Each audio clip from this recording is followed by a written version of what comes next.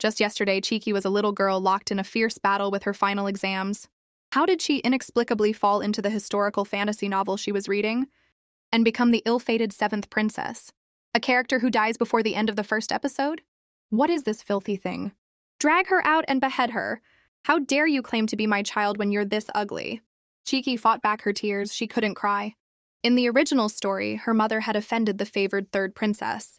When the timid seventh princess tried to beg for mercy, she burst into tears, infuriating the tyrant and getting herself beheaded on the spot. There was only one way out of this: shamelessly weaponize her cuteness to survive. Father Emperor, Cheeky isn't ugly. Cheeky will try her best to grow up to be as handsome as you are. The tyrant looked disgusted and kicked the grimy little girl away. But Cheeky shamelessly scrambled right back and hugged his leg. After this happened a few times, the tyrant picked her up by the scruff of her neck. "I've never in my life seen a child so ugly and so shameless," he said, before dropping her back on the floor without a hint of pity. "What will we do if you're still this ugly when you grow up? Father Daddy is so handsome. Cheeky comes from good stock, so she'll definitely be just as handsome as Father Daddy." Father Daddy! A flicker of something unreadable crossed the tyrant's eyes. He had many children, but not a single one dared to call him Daddy. "You ugly child, you're not afraid of me at all. Interesting." Cheeky batted her big, sparkling eyes, keeping the cute act going. "Father Daddy is handsome." "I'd like to see what kind of person an ugly child like you grows into," the tyrant said with a sudden cold smile. "Fine, we'll keep you and see." Seeing the tyrant smile, Cheeky figured she had survived. But just as she relaxed, a chilling frostiness appeared in his upturned lips. "But if you grow up ugly, I'll throw you to the wolves on the back mountain." The tyrant was as savage as the dozen wolves he kept on that mountain. He called them his pets, but they were really man-eaters. Hearing his threat, Cheeky's little heart pounded. She was not going to be wolf food. Although she'd escaped beheading for now, her living quarters were more dilapidated than the cold palace. Tears of self-pity welled in her eyes. This was just miserable. Just then, a faint meow caught her attention. She crept closer and gasped. It was an adorable, fluffy cat, but its back leg looked injured. "No wonder you were crying over here," Cheeky whispered. She gently bandaged the leg and stroked its head. "Big white cat, I wish I could adopt you. But I'm too poor to even feed myself." The big cat, who she nicknamed Bai, seemed to understand. It turned and trotted towards a corner of the wall. Cheeky followed and saw a small hole. Filled with curiosity, she wiggled her little butt and crawled through. She couldn't believe it. On the other side of the wall was a completely different world. It was gorgeous. Cheeky's eyes lit up. She immediately spotted a pavilion in the distance with a table full of delicious food. The little girl's short legs pumped as she dashed over. The heavens were smiling on her. She had a reason to live again. Suddenly, a cool breeze swept by, sending a shiver down her spine. The tyrant was napping on a soft couch in the pavilion. "Tyrant!" Cheeky gasped. She had stumbled into the tyrant's personal courtyard. Her first instinct was to run for her life, but her stomach betrayed her. Gritting her teeth, she tiptoed closer. "Father Daddy?" the little girl whispered, testing the waters. When the tyrant didn't stir, she relaxed, and finally reached a greedy little hand toward the chicken leg she'd been eyeing. She was happily munching away when a voice from outside announced the arrival of Consort Jen. Cheeky jumped. "Oh no, someone's here! The tyrant is going to wake up." In a panic, she spotted the space under the table, grabbed a few pineapple cakes, and scurried underneath. The next second, the tyrant's eyes opened. "Come in!" Cheeky held her breath, too scared to make a sound. "Your Majesty, I've missed you so much." Consort Jen's syrupy voice made Cheeky flinch. The movement dislodged a pineapple cake from her sleeve, and it rolled out, stopping right next to the tyrant's jade-slippered foot. The little girl's face went pale. Mustering her courage, she reached out a tiny hand, fumbling blindly. Until, thankfully, she snatched the cake back just before the tyrant noticed. "I've recently learned a new dance, and I came to perform it just for you, Your Majesty." A wicked smile played on the tyrant's lips. "How thoughtful of you, my dear. Go on, dance, but you can't stop until I say so." Consort Jen was completely mesmerized by him. But Cheeky's scalp tingled. That was not a good smile. This consort was in for it. The consort began to dance, her heart soaring. She kept shooting flirtatious glances at the Emperor, then pretended to trip and stumbled towards him. But before she could land in his arms, the tyrant grabbed her by the neck and threw her to the ground. "Guards, drag her away!" The eunuchs at the door rushed in, grabbed Consort Jen by the hair, and dragged her out. The little girl watched in horror. This tyrant was inhuman. Cheeky trembled in her hiding spot, wondering why he wasn't leaving. The dance was over. The woman was gone. What was he waiting for? Suddenly, there were two sharp taps on the table above her. A low male voice followed. "How much longer are you going to hide under there? Do you want me to drag you out myself? The little girl's face crumpled. It was over. Her short life was about to end again. Everyone has to die sometime, she thought grimly. As she prepared to crawl out, she heard a soft meow, followed by the tyrant's voice. You naughty thing! I had to call you several times before you'd come out. Cheeky let out a huge sigh of relief. He was talking to Bai. So Bai was his cat? She didn't remember when the tyrant left. Hiding under the table, she'd gotten too sleepy and had drifted off. When she woke up, she was lying on the tyrant's soft couch. Did I sleepwalk, she wondered? At least he was gone. Time to get out of here! She scurried on her short legs toward the hole in the wall. Just as she was about to duck through, she felt a tug from behind. She turned to see Bai. Were you waiting for me? Cheeky was surprised. Let's go back together. One kid and one cat squeezed back through the hole. What Cheeky didn't know was that the tyrant was watching them from a distance. That ugly child is actually quite amusing. The moment Bai was on the other side, its fur stood on end. Cheeky followed its gaze and saw several young men and women in her own pavilion. Are they the ones who hurt Bai? She wondered aloud. The next moment, she was lifted into the air by the back of her collar. A young eunuch grinned. Well, well, princess, look what I found. The third princess, Ye Yunchang, glared at Cheeky. So you're the one who saved this little beast? Seeing Bai also being held up, Cheeky panicked and, with tears in her eyes, started biting wildly. Don't you dare hurt Bai! The eunuch yelped in pain and threw the little girl to the ground. Your Highness, look at what this wretched little thing did. The third princess's eyes were cold. Guards, tie her up! Then she nudged Cheeky's chin with the tip of her shoe. The wolves father keeps on the back mountain haven't had a special treat in a while. A short time later, on the back mountain, a girl and a cat lay weakly on the ground. While the third princess watched the show with amusement, Cheeky cried out, but the little cat didn't move. In the distance, a wolf howled. Cheeky watched as they slowly approached. Was she really going to die like this? It wasn't fair. The foul stench of decay and the sound of animal panting made her curl up in fear, covering her head. She braced herself to be torn apart, but after a long moment, nothing happened. She peeked through one eye and saw a pair of small black cloth shoes. Before she could look up, the tyrant suddenly sat down and lifted her chin. Father, Daddy! Cheeky mumbled in disbelief. The next second, she burst into tears. The others, seeing the emperor, finally reacted, all dropping to their knees in terror. The tyrant swept a cold, murderous gaze over them, then swiftly shot an arrow that struck the alpha wolf. The third princess froze. She couldn't believe the tyrant would kill the wolf she had raised for years just to save that ugly child. Then, the tyrant lifted the barely conscious little girl into his arms. Cheeky's small hand clenched into a fist. Father, Daddy, my cat, save Bai. Something struck the man's heart. Even in this state, she was still thinking about an animal. Just then, head eunuch Zhao arrived with the Imperial guards. He breathed a sigh of relief seeing the emperor was unharmed. He'd nearly had a heart attack. One moment, the tyrant was listening to music in a high tower. The next, he'd seen something, grabbed a bow and arrow, and jumped out the window. It was a drop of over 40 feet. Zhao had never been so terrified in his life. He had rushed his men through the gates, and was now even more stunned to see the little girl in the tyrant's arms. Isn't that the seventh princess? The tyrant's eyes were cold. Summon the Imperial physician, and bring that animal on the ground with us. Zhao's jaw dropped for the third time. My God! The seventh princess is raising a tiger! Seeing the tyrant carrying the filthy Cheeky, the third princess felt a pang of jealousy and hurried after them. She was about to speak but was silenced by the tyrant's icy glare. Have I been spoiling you too much? Guards, take all of them and execute them. His words sent a wave of panic through the group and they all began begging for their lives. The third princess was stunned. She never imagined her father would look at her with such coldness and kill her servants, all for an ugly child. And wasn't he a neat freak? How could he be holding that dirty thing in his arms? How could this be happening? The trembling Zhao, after his third shock of the day, was shocked yet again. The tyrant placed the grimy little girl onto the royal dragon bed. Not even his consorts had ever been allowed to stay the night there. A long time later, Cheeky groggily woke up. She was about to touch her aching head, when a deep voice stopped her. Don't touch it. Cheeky was instantly wide awake. That voice couldn't be. She slowly turned her head and saw the tyrant sitting in a chair not far from the bed. She vaguely recalled him saving her. Could this be his bedchamber? Her clothes had been changed, and even her hair smelled fresh and clean. Had the tyrant shown mercy? The tyrant watched the silent little girl and frowned. Feeling the chill in the air, Cheeky immediately looked up and chirped in her sweetest voice, Father, Daddy. At that moment, Zhao looked at the little girl on the bed and his heart melted. Who knew she'd be so adorable and fluffy once she was cleaned up? Just then, a maid brought in a bowl of medicinal soup. Zhao was about to take it to feed the cute little princess when the tyrant held out a hand. Give it to me. This was officially old Zhao's day of 1,000 shocks. His Majesty was going to personally feed the seventh princess her medicine.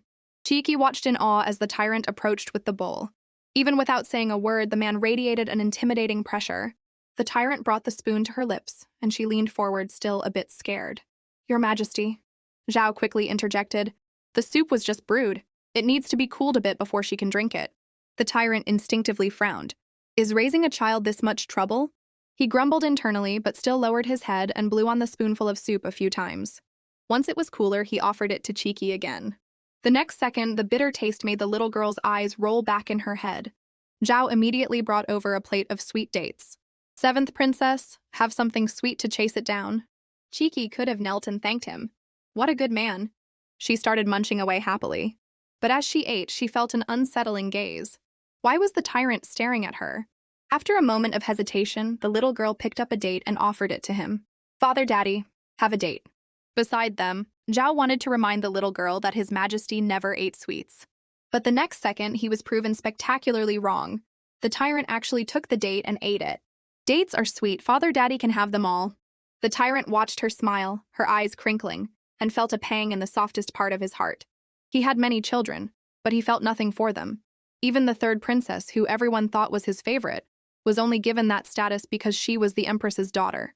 But when this ugly child was in danger, his heart had seized. That connection, the one of blood, was something he'd never felt before. The tyrant looked at the little girl. Now that she was clean, she was much easier on the eyes. He remembered her words about coming from good stock. His thoughts were interrupted when he noticed how many dates she'd eaten. He snatched the plate from her. Too many sweets are bad for your teeth. The ever-resourceful Zhao spoke up. Your Majesty, perhaps the seventh princess is hungry. Then serve the meal. A line of maids brought in dish after dish of exquisite food. Cheeky's eyes sparkled. It was true what they said. Hug the right thigh and you'll never go hungry. Time to eat. Cheeky had just thrown back the covers to hop off the bed when the tyrant picked her up. He couldn't help but think, why is this child so light? Doesn't the household staff feed her? He frowned, but the little girl in his arms saw his expression and flinched. Why was this tyrant so moody? But when she saw the dazzling array of food on the table, she forgot everything else. Her stomach let out an embarrassing grumble. The man looked down at her. Hungry? The child nodded frantically. Tummy is hungry! The tyrant gently ruffled the little kid's hair. Cheeky looked up into his deep eyes and was captivated. The tyrant really was just as the book described. The most handsome man in the northern lands. Putting aside his murderous, tyrannical nature, having a dad this handsome wasn't so bad. As long as he didn't chop her head off, of course. Once at the table, the little girl sat primly in her chair, not daring to move despite the feast before her. Scary? The tyrant asked, noticing her tension. Cheeky immediately shook her head, but he could see she wasn't being truthful. He picked up a piece of fish, carefully removed the bones, and placed it in her bowl. Are you not going to eat? Right away, the little girl responded nervously. Behind them, Zhao was speechless. Why was His Majesty being so attentive to the seventh princess? Not long ago, he was ordering her to be dragged out and beheaded. As Cheeky ate, she suddenly remembered Bai. She looked up at the tyrant, her face full of worry. Father, Daddy, Bai. Don't worry, seventh princess, Zhao reassured her. Bai is fine. But Zhao still couldn't understand why the princess would keep a tiger cub of all things. Cheeky, of course, had no idea. She still thought Bai was just a big fluffy cat. The tyrant watched the ugly child's every move and found her more and more pleasing to the eye. After they had eaten their fill, the father and daughter relaxed, and the little girl let out a contented burp. This was the best meal she'd had since arriving in this world. But she'd probably be sent back to her rundown courtyard soon.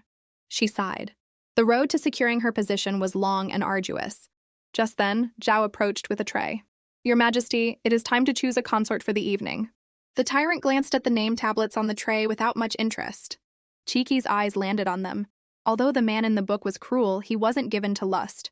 His intelligence, decisiveness, and aloof aura were what had earned him a massive fan base among readers. As the little pipsqueak was thinking, her mind wandered back to food. She grabbed a small pastry and began to nibble on it. The tyrant, however, pushed the tray of tablets toward her. The little girl, her cheeks puffed out, blinked her big, sparkling eyes in confusion. You choose one. Her eyes widened in disbelief. You want me to choose? Ugly child, you help me pick one. Hearing this, Cheeky nearly choked on her pastry. Was this tyrant for real? He didn't know who he wanted to sleep with? She hesitated, looking at the tablets. Well, Father Daddy, who do you like the most? Her answer surprised the tyrant. He hadn't expected the ugly child to ask for his preference. He pinched her soft cheek. Little pipsqueak, do you even know what these tablets are for? Cheeky's mouth twitched. She had almost forgotten her cover as a 5.5-year-old. How would she know what this meant? Stay calm, don't panic. The next moment, Cheeky tilted her head, feigning innocence. Isn't it for finding someone to sleep with? My mother used to hold one of these and say she wanted to sleep with Father Daddy.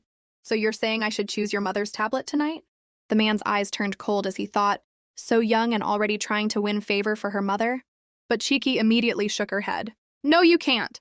My mother got hurt recently. She can't kiss and hug and sleep with Father Daddy. With that, she went back to devouring her pastry. Nearby, Zhao suppressed a laugh. This little girl knew quite a lot. The tyrant's expression softened. It seemed he'd been too suspicious. The ugly child was still simple and innocent. He waved a hand. Take them away. I won't be choosing anyone tonight. Zhao sighed internally. The ladies of the harem will be crying a river tonight. Before long, Cheeky started to feel sleepy, her eyelids getting heavy. Seeing this, the tyrant gently picked her up and walked toward the bed. Is the tyrant going to let me sleep here tonight? Cheeky thought. But she remembered the book saying he was a major germaphobe. Even his consorts were only allowed to sleep with him in the side chambers. Cheeky was so nervous she could barely breathe. Oh no, the tyrant was getting into bed too. She could feel his cold aura enveloping her. What if he woke up in the middle of the night, decided he didn't like her, and just hit her? She instinctively began to inch away toward the corner of the bed. The tyrant, noticing the ugly child moving farther and farther away from him, looked extremely displeased. Am I a ghost? Why is she so far away? Every other woman in the palace practically threw herself at him, yet this ugly child dared to show her disgust. He turned and grabbed her by the collar, pulling her back. It's not like I'm going to eat you or... He trailed off when he realized the ugly child was already fast asleep. The man subconsciously smoothed the little kid's hair, his anger softening. He looked at the little kid's features, so similar to his own, and a hint of affection he didn't even notice himself crept into his eyes. The next morning, Zhao came as usual to help the tyrant dress. But when he entered the inner chamber, he was startled to find the tyrant already sitting in a chair, his face dark and gloomy. Zhao asked cautiously, Your Majesty, why are you up so early today? The man didn't say a word, radiating a menacing, stay-away vibe. Your Majesty, did you not sleep well last night? The tyrant suddenly stood up, his dark gaze fixed on the little kid sleeping soundly on the bed. Zhao glanced at the little girl, thinking, did she make a fuss during the night? No, that can't be right. She's 5.5, she doesn't drink milk at night. The more the tyrant thought about it, the angrier he got. Who would have thought this little kid would snore, grind her teeth, and even fart in her sleep? If it weren't for the fact that she was his own flesh and blood, he would have been tempted to strangle her. He pointed at the bed. You, go wake her up for me. Now, but the 7th princess is sleeping so soundly. The tyrant shot him a sharp look, and Zhao immediately shut his mouth. He went to the bed and gently shook the little girl. 7th princess, wake up. Your daddy wants you to get up and go potty. Being woken up so abruptly, the little girl whimpered and rubbed her eyes, reluctantly sitting up in a daze. Zhao's heart melted at the sight. The next second, the little girl reached her arms out toward the tyrant. Father Daddy, hug! Seeing the man's still dark face, Zhao quickly offered his own arms. 7th princess, how about this old servant gives you a hug? But the little girl pouted, her expression full of grievance, and turned her head away. The man, who had been unmoved, suddenly took a few steps forward and scooped up the red-eyed little kid. The little girl immediately started wailing and pointed at Zhao. Bad man! Bad man! Zhao quickly tried to explain. 7th princess, this old servant is innocent. It was... Before he could finish, the tyrant shot him a death glare, then gently comforted the little girl. Don't cry, don't cry. But now Zhao was the one who wanted to cry. This was the greatest injustice of his life. Once Cheeky was comforted, she lifted her head and called out, Father Daddy! Then, with a little moi, she planted a good morning kiss on the man's cheek. The sudden kiss made the tyrant freeze. He looked at the little kid in disbelief. This little thing dared to kiss me? Nearby, Zhao was completely stunned. His Majesty has so many children, but has any of them ever been so bold? She actually dared to kiss him. Heavens, is she going to get swatted to death? Cheeky said in her sweet, milky voice. Cheeky likes Daddy. Mommy said if you like someone, you should kiss them. Does Daddy like Cheeky? Looking at the little kid's expectant face, the tyrant asked himself the same question. Do I like this daughter? But when the tyrant didn't answer for a long time, Cheeky seemed to have her answer. She slowly let go of him, feeling that she shouldn't have asked. He was the cruel and ruthless tyrant from the book. She must have gotten carried away. What if she angered him? But for some reason, Cheeky felt a pang of sadness. She had grown up without a father. She only knew he was a police officer who had died in the line of duty. So she had never experienced the fatherly love others took for granted. But the tyrant's actions last night had given her a small taste of it. But in the end, it was just her own wishful thinking. It's okay, Father Daddy. You should go to court. Cheeky will be good. The tyrant saw the little kid forcing a smile despite her unhappiness, and his heart inexplicably softened. But the next second, he clenched his fists. As the ruler of a nation, weakness is the ultimate taboo. I cannot have one. He glanced coldly at the little kid, then turned and left without a second look. Zhao saw the tears welling in the little girl's eyes and wanted to comfort her, but he couldn't exactly call the emperor a jerk.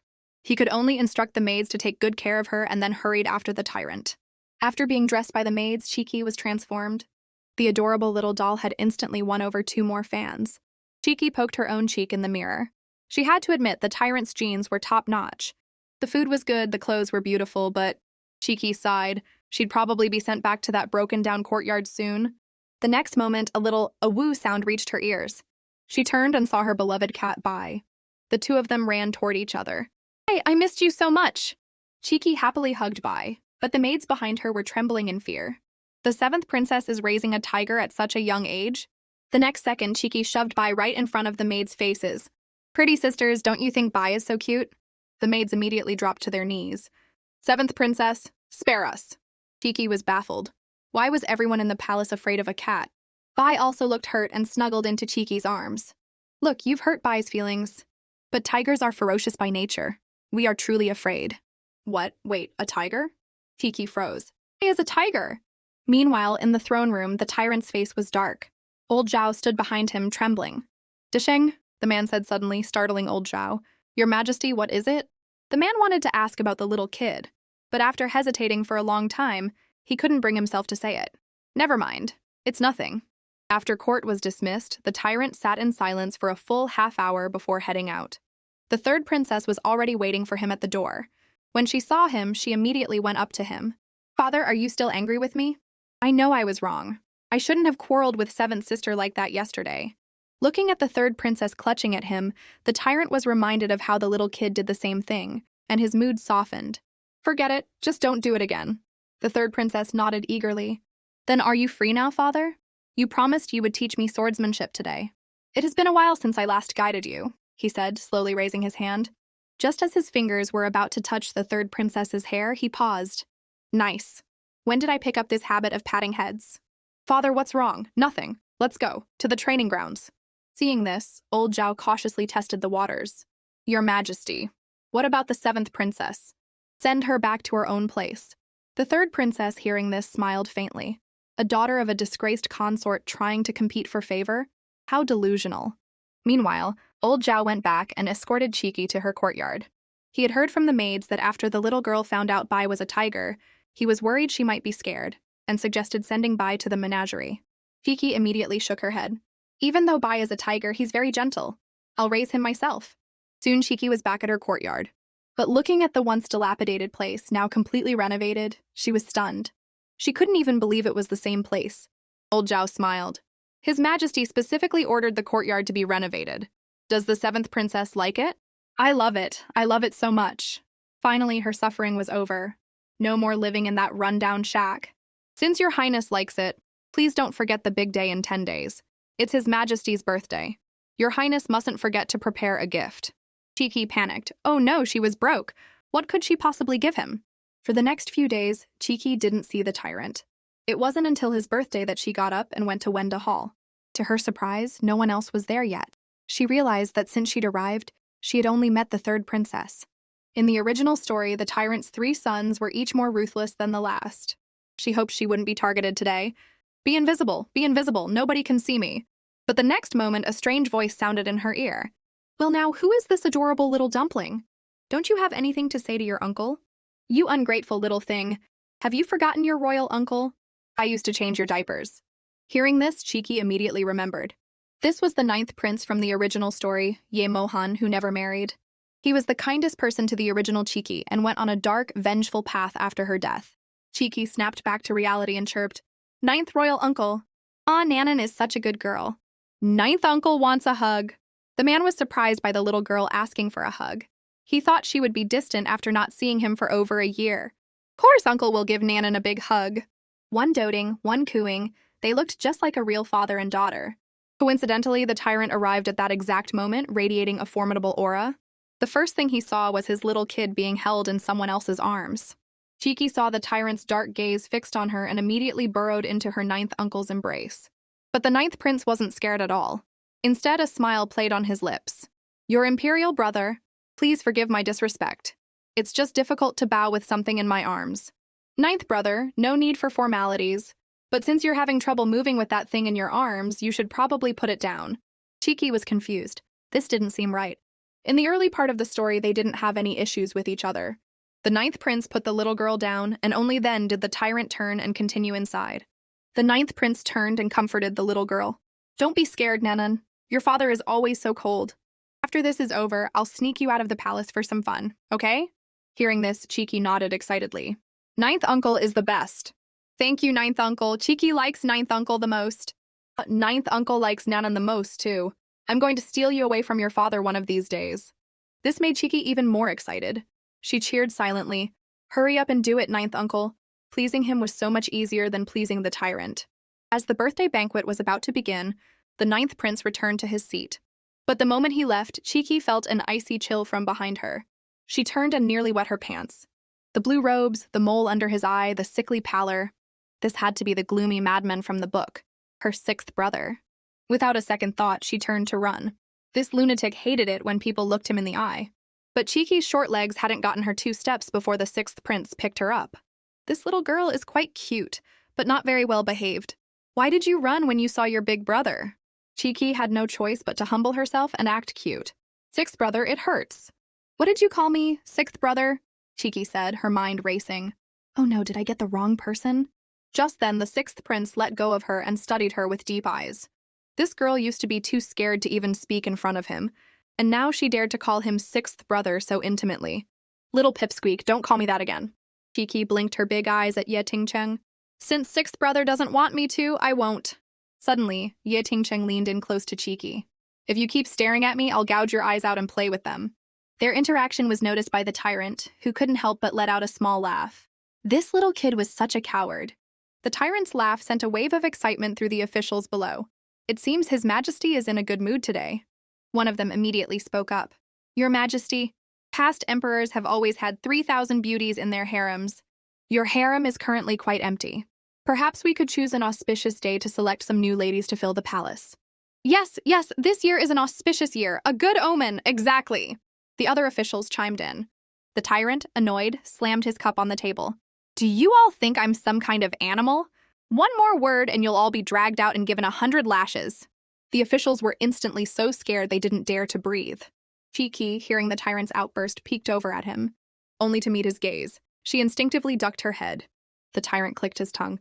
Am I a ghost? Why is this little kid so scared of one look? The third princess, noticing the tyrant's attention on Cheeky, stood up. Father, today is your birthday. I have specially chosen a gift for you. She opened an exquisite wooden box, revealing a golden dragon-patterned sword. A fine sword, the ministers praised, a truly fine sword. The tyrant glanced at the sword, his expression neutral. Chenger, you are thoughtful.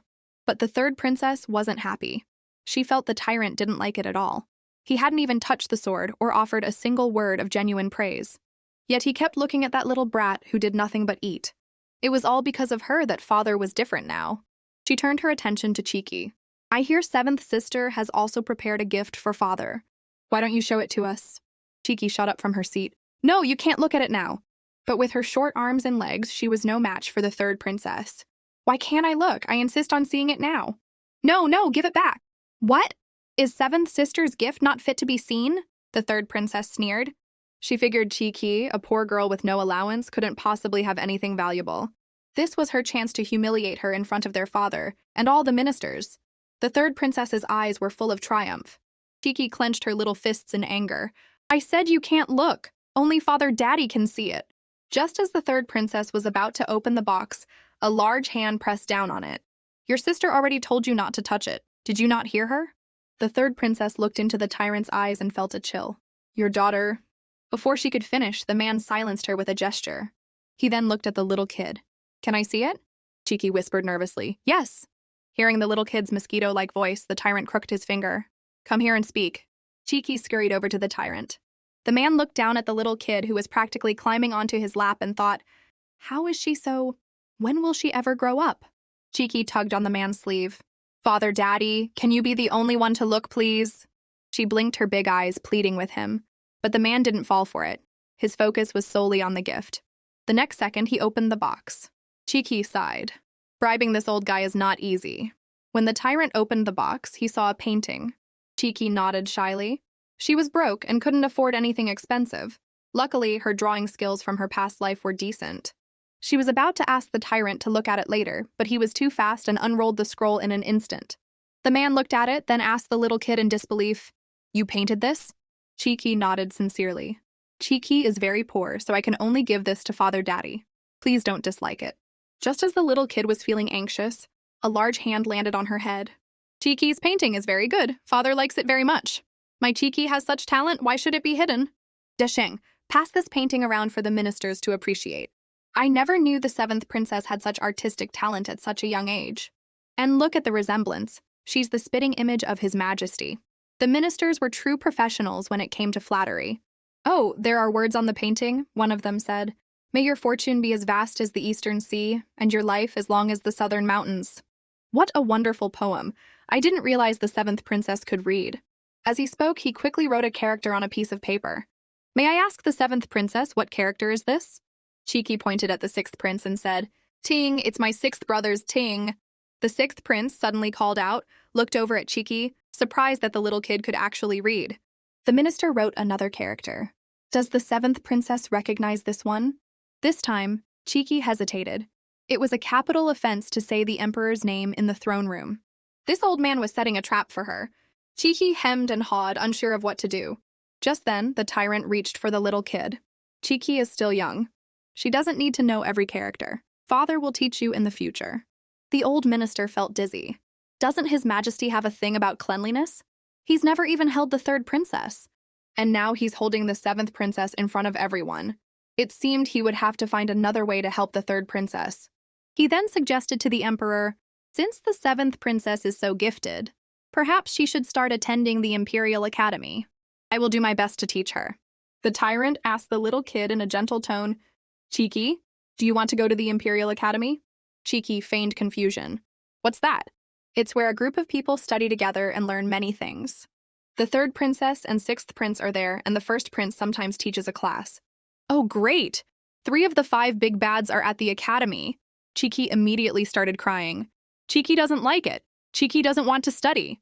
The old minister wanted to say more, but the tyrant shot him a harsh glare, then turned back to the little kid with a doting expression. "Cheeky, be good. We won't go." The tyrant's blatant double standard made the sixth prince, sitting nearby, smirk. How interesting. After the banquet ended, a heavy snow began to fall. Cheeky watched the snowflakes and asked her personal maid, "Sister Awan, that old minister Chin Taifu, is he close with any of the princes or princesses?" "I only know that Chin Taifu teaches at the Imperial Academy, and the third princess's mother often asks him about the princess's studies." Cheeky pondered this in the carriage. The third princess's mother? Chin Taifu? Is there a connection between the harem and the court? Suddenly the carriage lurched violently. Cheeky heard Awan's voice, "Greetings, sixth prince!" The next second the carriage curtain was lifted by a pale hand, and the madman, her sixth brother, appeared. "Seventh sister, could you give me a ride?" Cheeky managed a goofy, silly, smiling nod. The sixth prince studied her. She seemed young and timid, but anyone who could survive in the harem was not simple. Cheeky felt a bit awkward, so she took out a handkerchief. "Sixth brother, wipe the blood." The sixth prince didn't take the handkerchief. Instead, he said playfully, "Call me something else. And don't put your hand down." Cheeky rolled her eyes internally. What is wrong with this guy? I can't call him this, I can't call him that. Should I just call him Old Six? She decided to just wipe the blood for him herself, smiling like an innocent fool. "Brother, my arm is getting tired." The sixth prince's expression changed instantly. "What did you just call me?" Cheeky was scared by his look. This madman was even more unpredictable than the tyrant. The sixth prince felt like he was going crazy. Why did Cheeky remind him so much of someone from his past? But how was that possible? She was just a 5-year-old kid. Seeing the sixth prince suddenly curl up, Cheeky thought he was cold and offered him her hand warmer. Brother, have you called anyone else brother before? Cheeky shook her head. No, she thought. So far I've only met you. Who else would I call brother? Then you are not to call anyone else brother in the future. Also, you have talent. The Imperial Academy will not waste it. This sixth prince was always so calculating. What was his plan in sending her to the academy? Besides, brother wants to study with you. What does Cheeky think? Cheeky said reluctantly, but I don't like to study. Cheeky must be obedient. Only obedient children are loved. Under his threats and promises, Cheeky had no choice but to agree. Cheeky, are you very afraid of me? The little kid subconsciously nodded. The sixth prince's face darkened instantly. Cheeky quickly shook her head vigorously. Not afraid at all. That's better. The sixth prince pinched the little kid's cheek. You're so chubby. Cheeky felt wronged but didn't dare to argue. Then I'll go on a diet when I get back. No need for that. Chubby is good. More comfortable to pinch. By the way, how about you draw a portrait for me too, Cheeky? In the dead of winter, a heavy snow fell. Cheeky and Bai were playing in the courtyard. She pumped her short legs. Bai, slow down, wait for me. Heh, your white fur makes you so hard to see in the snow? Awan rushed out after her. Princess, let's go inside, you'll catch a cold. But Cheeky playfully ran off, making Awan chase her. But as she looked back, she bumped into something. Cheeky looked up. Oh my god, Father Daddy! The little kid's face paled in fear. Are you having fun? Cheeky trembled. Not fun. Not fun at all. The tyrant said sternly, Hold out your hands. She thought he was going to hit her palms. Cheeky knows she was wrong. Don't break my hands, Cheeky is scared. The man knelt and wiped the snow from her hands. What are you thinking about all day? Am I that evil in your eyes? Cheeky said with a pout. Well, it's because you wanted to chop off my head at the beginning. The tyrant smirked. Are you bringing up old scores, you little brat? Blaming me?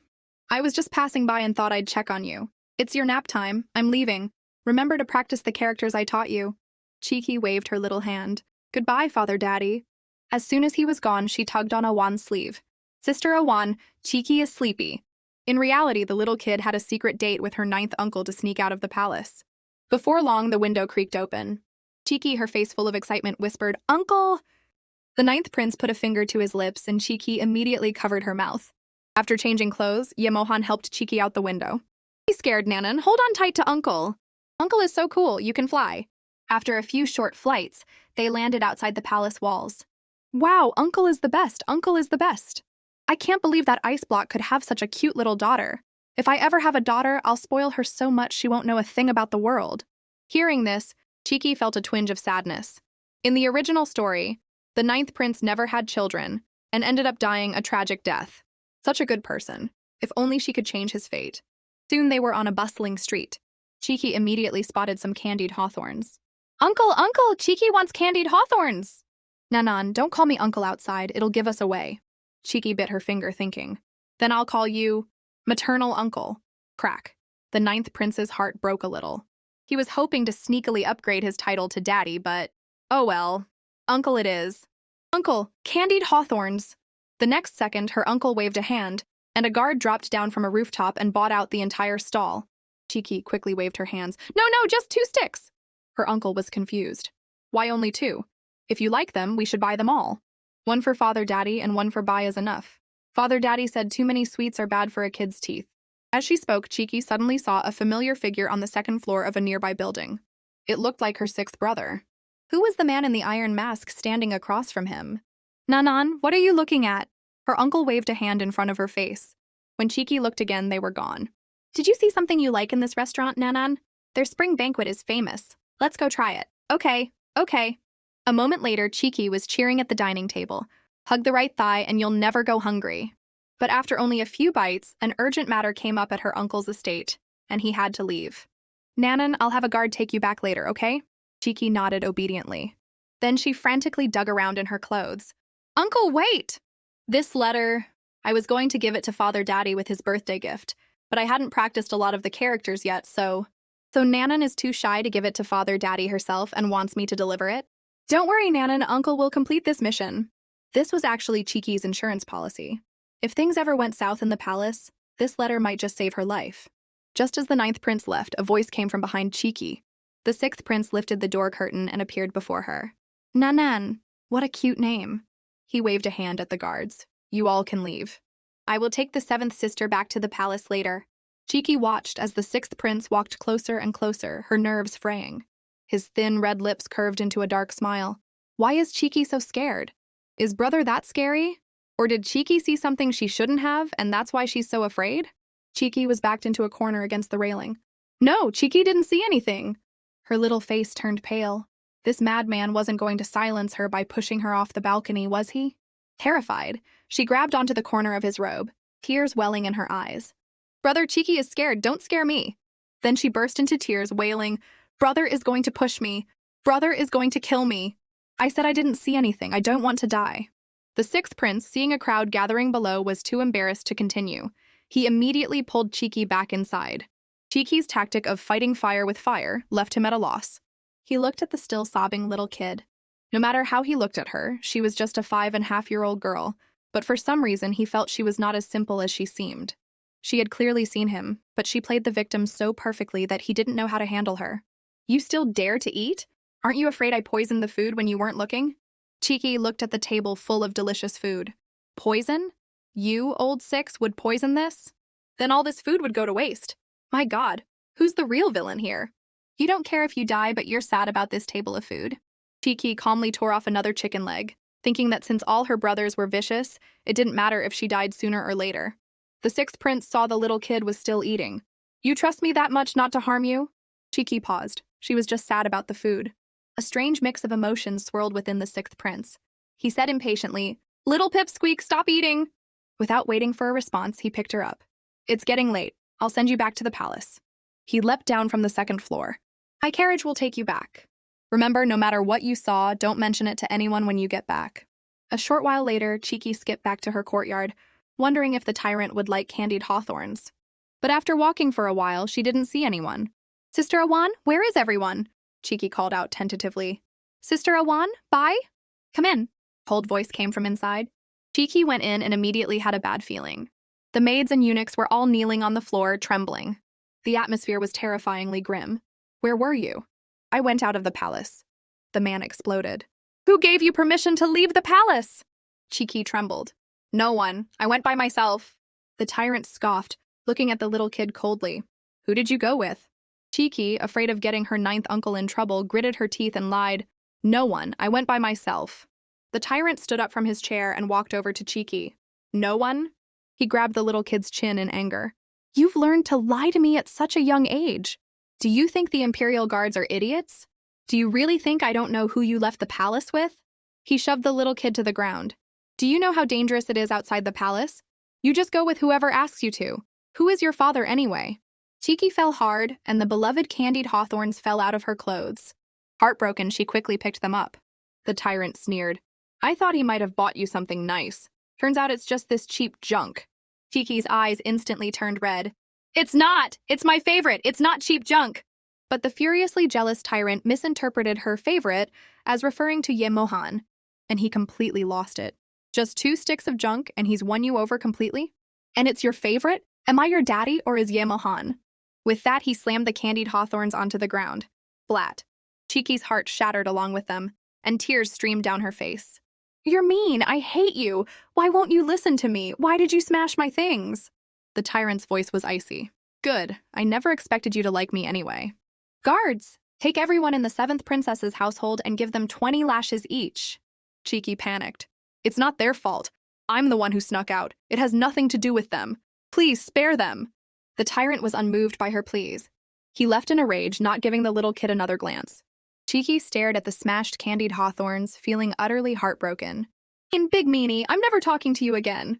3 days later, in the Imperial study, old Zhao was fidgeting, looking like he wanted to say something. If you have something to say it. Stop stammering. The 9th prince has been waiting outside for an hour. Does your majesty wish to see him? I already said no, tell him to get lost. Old Zhao turned pale. 9th prince, you heard him. His majesty wants you to go back. Yemohan couldn't help but laugh. He handed a letter to old Zhao. This is what Nanan asked me to deliver. My imperial brother can take a look. Then he deliberately raised his voice. By the way, I remember my imperial brother doesn't like sweets, does he? That little girl specially bought candied hawthorns for him. Did my imperial brother eat them? Old Zhao asked. 9th prince, Are you saying the candied hawthorns were for His Majesty? Who else? I originally thought my Imperial brother was a cold man, and their father-daughter relationship was so, but it turns out that little girl is quite thoughtful. I tried to get her to call me daddy for fun, and she refused. Some people just don't know how good they have it. Inside the study, the tyrant's heart skipped a beat. Old Zhao watched Yamohan leave, not noticing the tyrant had already walked to the door. He turned around and jumped. My God, Your Majesty, you scared me! The tyrant's eyes were fixed on the letter. Old Zhao quickly presented it with both hands. The man held the letter for a long time before finally deciding to read it. Father Daddy, it's cheeky. The first time I met you, I was very scared because you wanted to chop off my head. I promised to try my best to grow up pretty and not disappoint you. Even though you're very fierce sometimes, I know you don't really mean it and wouldn't actually kill me. Otherwise, you wouldn't have swooped in to save me when I was in danger. Father Daddy is the greatest daddy in the world, my big hero, and you've given me the fatherly love I never had before. Also, for your birthday, I was really poor and couldn't buy an expensive gift, so I could only draw you a picture. But you didn't mind at all. I was so happy. I have a daddy who loves me. I'm not an unwanted child anymore. Father Daddy, I love candied hawthorns the most, but they don't have them in the palace. Ninth uncle was able to sneak me out to buy some. I really love them, so I really wanted you to try them too. Each word was like a knife in his heart. He finally understood. The little kid's favorite was the candied hawthorns. The man, the tyrant, was overcome with regret. But his sedan chair broke down halfway, and it was sleeting. Old Zhao was frantic, afraid the tyrant would lose his temper, and immediately ordered a new one. But by the time the new chair arrived, the tyrant was gone. Oh, heavens, Your Majesty, my Majesty. Meanwhile, Awan had just put Cheeky to bed and was about to go to sleep herself, when she looked up and saw the tyrant. Oh my God, Awan's soul nearly left her body. Your Majesty! The tyrant walked straight past her, pushed open the door, and saw the little girl sleeping soundly on the bed. Bai, sensing him, was about to let out a little "Awoo!" but was silenced by the tyrant's "shh" gesture. He stared at the little kid's face for a long time, finally unable to resist gently touching her cheek. The little kid whimpered in her sleep. The tyrant quickly pulled his hand back, feeling a bit guilty and nervous. What if she woke up? She was probably still angry. Was he really going to have to apologize to this little kid? He decided to just tuck her in and leave. But just then, a clap of thunder rattled the sky outside, and the sleeping Cheeky was jolted awake. Sister Iwan, hold me, Cheeky is scared. The groggy little kid reached out for a hug, but as she fumbled around, she said, Sister Iwan, why is your waist so thick? Sister Iwan, why aren't you saying anything? Cheeky rubbed her eyes and looked up, only to realize it was her tyrant daddy. All her grievances came rushing back. He just smashed my candied hawthorns a few days ago. Is he here to smash something else? The tyrant looked at the pouting little kid. You don't even greet me when you see me now? Cheeky mumbled reluctantly. Father? Then she pulled up her little blanket. Cheeky is going to sleep now. The subtext was, You old fossil, it's time for you to leave. But just as the tyrant took a step, another clap of thunder echoed. Cheeky instinctively grabbed the man's sleeve. Father Daddy? Don't go! It's thundering again. Cheeky is scared. The man turned back and awkwardly patted the little kid's head. There, don't be afraid. Father Daddy, I'm scared of the thunder and I'm scared of you smashing my candied hawthorns. They were a present for you. A wave of deep regret washed over the tyrant. He cast aside his imperial dignity and pulled the little kid into his arms. Cheeky, Daddy was wrong. I'm sorry. I shouldn't have smashed the candied hawthorns you gave me. Can you forgive Daddy? Cheeky was stunned. Was the tyrant apologizing? She pinched her own cheek in disbelief. It hurt a little. It wasn't a dream. Then she pushed at the man's arm. Father Daddy, you're squishing me. The tyrant awkwardly loosened his grip. Well, you should go back to sleep. Daddy will just... Before the man could finish, Cheeky threw her arms around his neck, planted a big moi on his cheek and beamed. And Cheeky forgives Father Daddy. But the tyrant didn't react. Cheeky's expression immediately changed. Did she make him mad again? But the next second, the tyrant gently touched her forehead, his eyes full of deep affection. Go to sleep. Daddy will stay with you. The morning after the tyrant apologized to the little kid, he sent over countless treasures of gold and silver. The once destitute little kid became the richest child in the palace overnight. Sister Awan, Cheeky is not poor anymore. After the excitement wore off, the little kid thought of her old father. Father Daddy came in the rain last night, right? I wonder if he got sick. With that, she ran outside excitedly. Let's go see Father Daddy! But while some were happy, others were not. News of the tyrant's gifts to Cheeky soon reached the third princess. She angrily smashed her teacup on the floor. That wretched little brat. She must have used some trick to fool father. I have to teach her a lesson. At that moment, Cheeky was on her way to see the tyrant, unaware of the danger ahead. Seventh sister, what a coincidence. Cheeky looked up and saw the third princess, Yeyunchang, sitting in a pavilion. As etiquette required, she had no choice but to go and bow. Greetings, Imperial sister. It's only been a few days and seventh sister has gotten rounder. It seems sucking up to father comes with good food and drink. Cheeky watched the third princess advance on her and clenched her fists. She would not be bullied a second time. This was not a good place to stay. Mustering her courage, she said, "Third Imperial sister, Cheeky has something to do, so I'll be leaving now." But the third princess grabbed Cheeky's arm. "Leaving? I was kind enough to have you stay, and you dare to disrespect me?" With that, she shoved Cheeky hard. "You play the pitiful victim in front of father, practically gluing yourself to him, but you can't wait to run away from me." Awan rushed to help Cheeky up. But before she could reach her, she was grabbed by two of the third princess's maids. Awan couldn't help but speak up. "Third princess, no matter what, the seventh princess is still His Majesty's child. Aren't you afraid of his anger if you do this?" Awan had barely finished speaking when one of the third princess's maids slapped her. "When our princess speaks, does a lowly servant like you have the right to interrupt?" Seeing Awan get hit, Cheeky finally snapped. "And what are you?" "Nothing but a bully's dog. Who gave you permission to hit Sister Awan?" Cheeky threw all her weight into the maid, then stood in front of Awan with her small body, fiercely protective. It was clear that Old Three was looking for a fight today. Instead of enduring it, she might as well fight back and show her she wasn't a helpless pushover. "You can't even handle a little girl? All of you, hold her down for me." Instantly, the nearby eunuchs and maids joined in. Unsurprisingly, Cheeky was pinned to the ground. Old Three crouched in front of Cheeky with a mocking smile. "Let's see what you can do now." Cheeky couldn't take it anymore and bit down hard on Old Three's arm. The third princess screamed in pain. The eunuch holding Cheeky down was startled and rushed to check on the princess. Freed from her restraints, Cheeky shakily got to her feet. "I'll teach you to be arrogant and cruel. Today I'm going to teach you a lesson on father's behalf." With that, Cheeky lunged at Old Three. "Don't you come near me!" But Cheeky grabbed her looking fierce, and then headbutted her, hard. It was a move that would hurt her just as much, but the effect was impressive. "Let's have a kid fight." The third princess, who had been pampered her whole life, had never felt such pain. She immediately burst into tears. Cheeky felt a bit awkward. She had actually made a kid cry. "Oh, so you cry when you can't win? Go wipe your nose and come back when you've had more practice." "You brat, what did you say? I'll take you down with me today." "What is all this noise?" a familiar male voice called out. The tyrant looked at the two grimy little girls, his eyes turning cold. Old Three saw him as her savior. "Sir, you have to stand up for me! Cheeky hit me!" The tyrant, seeing the dirty child, looked disgusted. "Stay away from me, you're filthy." Old Three was so scared she stopped crying, remembering her father's obsession with cleanliness. The man then picked up the little kid. "What happened?" "Just a normal fight." "You call this a normal fight when you both look like this?" He put the little kid down and pointed at Old Three. "You are confined for 1 month. If this happens again, you will go to G province to reflect." Then he turned to the little kid. "You, come with me." Cheeky trotted happily after the tyrant. Left behind, Old Three's eyes filled with tears. "Why won't father believe me?" "Useless fools, get lost." She took out her anger on the maid who tried to help her up. "I was wondering who was making such a racket and disturbing my sleep. Turns out it's third sister scolding her maids." Old Three's face paled in fear. "Second brother?" Meanwhile, on the other side, Cheeky was struggling to keep up with the man on her short legs. "Father, Daddy, slow down, wait for Cheeky, I can't keep up." "Weren't you quite capable when you were fighting just now? Cheeky won't fight anymore." Just as the little kid finished speaking, the tyrant picked her up. "Oh, but Cheeky is dirty."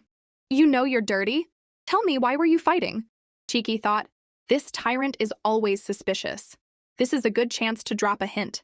She said pitifully, "It might be because of what happened on your birthday. Father let me study at the Imperial Academy.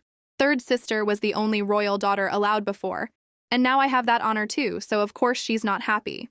She has never been good with academics. I wasn't going to let her continue, but Chin Taifu praised her highly. Third sister is the Empress's daughter, so of course Chin Taifu pays her special attention." The tyrant fell into thought. "But with father daddy backing me up, third sister wouldn't dare to do anything to me." "Oh, so you're getting bold now?" "No, I'm not. Third sister started it, that's why I hit her. I didn't even cry, but she cried so much her nose was running. How embarrassing." After news of the fight spread, Cheeky became like the palace bully. All the maids and eunuchs were afraid of her, but Cheeky had no idea what had happened. "Sister Awan, why do they all run when they see me?" Last night, head eunuch Zhao gave all of Third Princess's servants involved in the fight a beating, saying it was His Majesty's order. So now they're all scared. Although the tyrant was trying to protect her, this made her a target for everyone. Oh well, she'd take it one step at a time. Sister Awan, let's go catch butterflies. Just then, an old minister blocked her path. Seventh princess, what a coincidence. Oh crap, isn't that Chin Taifu? Without a second thought, Cheeky grabbed Awan's arm and ran. Chin Taifu hurried after her. Seventh princess, why do you run when you see me? Don't you remember me? How could I forget? I just tattled on you yesterday. She feigned ignorance. Mister, I've never seen you before. It's all right if you don't remember. I came today specifically to invite the seventh princess to attend the Imperial Academy. Thank you for your kind offer, old mister, but I don't know you, so goodbye. With that, Cheeky pumped her little legs and scampered away. But to her surprise, the old man, despite his age, was relentless in his pursuit.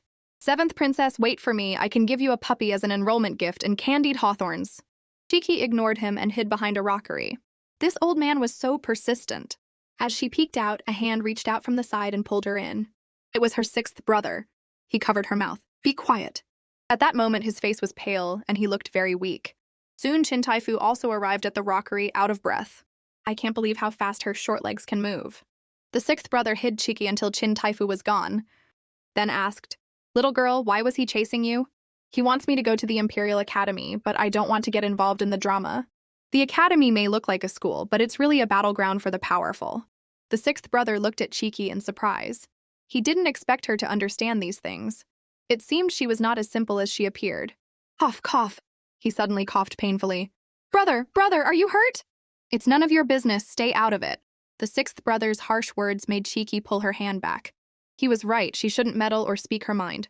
But for some reason she felt that he was a lot like her, both with secrets they couldn't share. Cheeky, you should go to the Imperial Academy, the sixth brother said suddenly, his tone serious. You were born into the Imperial family, so you're destined to be part of the fight. If you keep hiding, you'll only end up dead. As for your safety at the academy, you can leave that to me. I'll protect you. For some reason, Cheeky found him surprisingly reliable. At least she would be safe with him.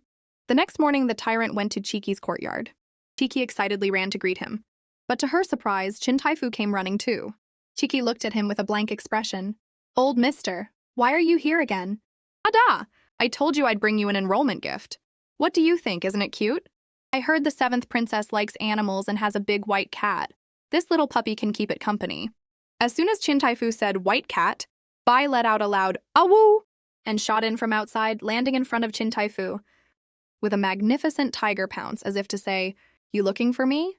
That's a tiger? Chin Taifu's eyes rolled back in his head and he fainted. Cheeky was speechless. Well, yeah, Bai has always been a big tiger. Desheng, take Chin Taifu to the Imperial physician, the tyrant said. Then Cheeky hugged his leg. Father Daddy, Cheeky has decided to go to the Imperial Academy. I don't want to be a foolish princess and bring shame to you. The man smiled. When did my Cheeky learn to say such sweet things? You can go, but first Daddy wants to take you somewhere.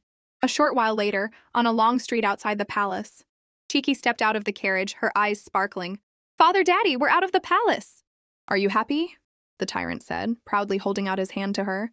If Cheeky likes it, I can take you out often. You don't have to ask that guy.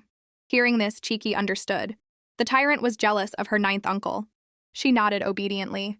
Cheeky will remember. Then tell Daddy, what did that Yemohan guy buy for you? Cheeky happily pointed at the candied hawthorns. This! The tyrant said smugly. Desheng, buy them all. Old Zhao immediately tossed a gold ingot to the stall owner. Then Cheeky saw some sugar paintings and her eyes lit up again. The man waved his hand. All of them! Yay, Daddy, I want to buy out everything! The shops were quickly sold out and closed for the day. The little kid instantly became the coolest kid on the block. Is Daddy good to you? Much better than that guy, right? Daddy is the best to Cheeky. Cheeky wants to be good to Daddy too. She pointed to the restaurant where she had eaten with her ninth uncle. Cheeky will treat Daddy to a full fish banquet. But just then, a carriage slowly pulled up behind them. The tyrant instinctively pulled her behind him. Who is it? Yemohan lifted the curtain. None, uncle. The tyrant's face immediately darkened. Cheeky, on the other hand, ran over excitedly. Uncle! Yemohan smiled slyly at the tyrant. Big brother, what a coincidence. You're here too. The man looked at Yemohan's smug face, clearly displeased. Not a coincidence at all. He then possessively ruffled the little kid's hair. Yemohan ignored him and looked at the giant stick of candied hawthorns. Big brother, are you planning to open a shop? I'm buying them for my daughter. Do you have a problem with that? This daddy is not as stingy with Cheeky as some people. Cheeky nodded helplessly. If these two kept talking, they were going to start a fight. Luckily, the tyrant said he wanted to go eat. Cheeky immediately agreed, but no one asked Yemohan. However, he shamelessly followed them inside anyway. Cheeky looked at her daddy on the left and her uncle on the right, feeling incredibly awkward in the middle. Neither of them was speaking. Suddenly, bang! The tyrant slammed his hand on the table. What are you following us for? Imperial brother, let's eat together. I'm hungry too. He then put some food in Cheeky's bowl. Our Cheeky, eat up. You're still growing, you can't go hungry. Who's our? The tyrant, not to be outdone, put an even bigger piece of meat in Cheeky's bowl. Yay! Cheeky cheered silently. She could finally eat. But the next second, the real battle began. They went back and forth, and in just 47 seconds, the food in Cheeky's bowl had piled up into a small mountain. Father, daddy, uncle, Cheeky really can't eat this much. But for the first time, the two brothers said in perfect unison, You must. Half a month later, it was Cheeky's first day at the Imperial Academy. The little girl was yawning, her hair in little braids, as a wand dazedly slung a small school bag over her shoulder. Princess, this way. Chin Taifu was afraid you wouldn't know the way, so he asked a prince to guide you. Cheeky was still wondering which big bad would be picking her up when she turned a corner and ran right into him. Her sixth brother was leaning against a wall, looking so clean and harmless in the sunlight. If it weren't for the palace struggles, he would have been a bright and cheerful young man. Cheeky quickly rummaged through her school bag, wanting to capture this beautiful moment forever. A moment later, she was admiring her work. But the next second, the drawing was snatched from her hands. The sixth brother smiled. No wonder Chin Taifu chased you all over. Our Cheeky is indeed very talented. I'll keep this. He then tucked the drawing into his robes. You meanie! Stealing from a kid! I'm going to tell Father Daddy to beat you up. Speaking of beating me up, I heard you got into a fight with Ye Yunchang a while ago. I'm a kid. It's normal for kids to fight, right?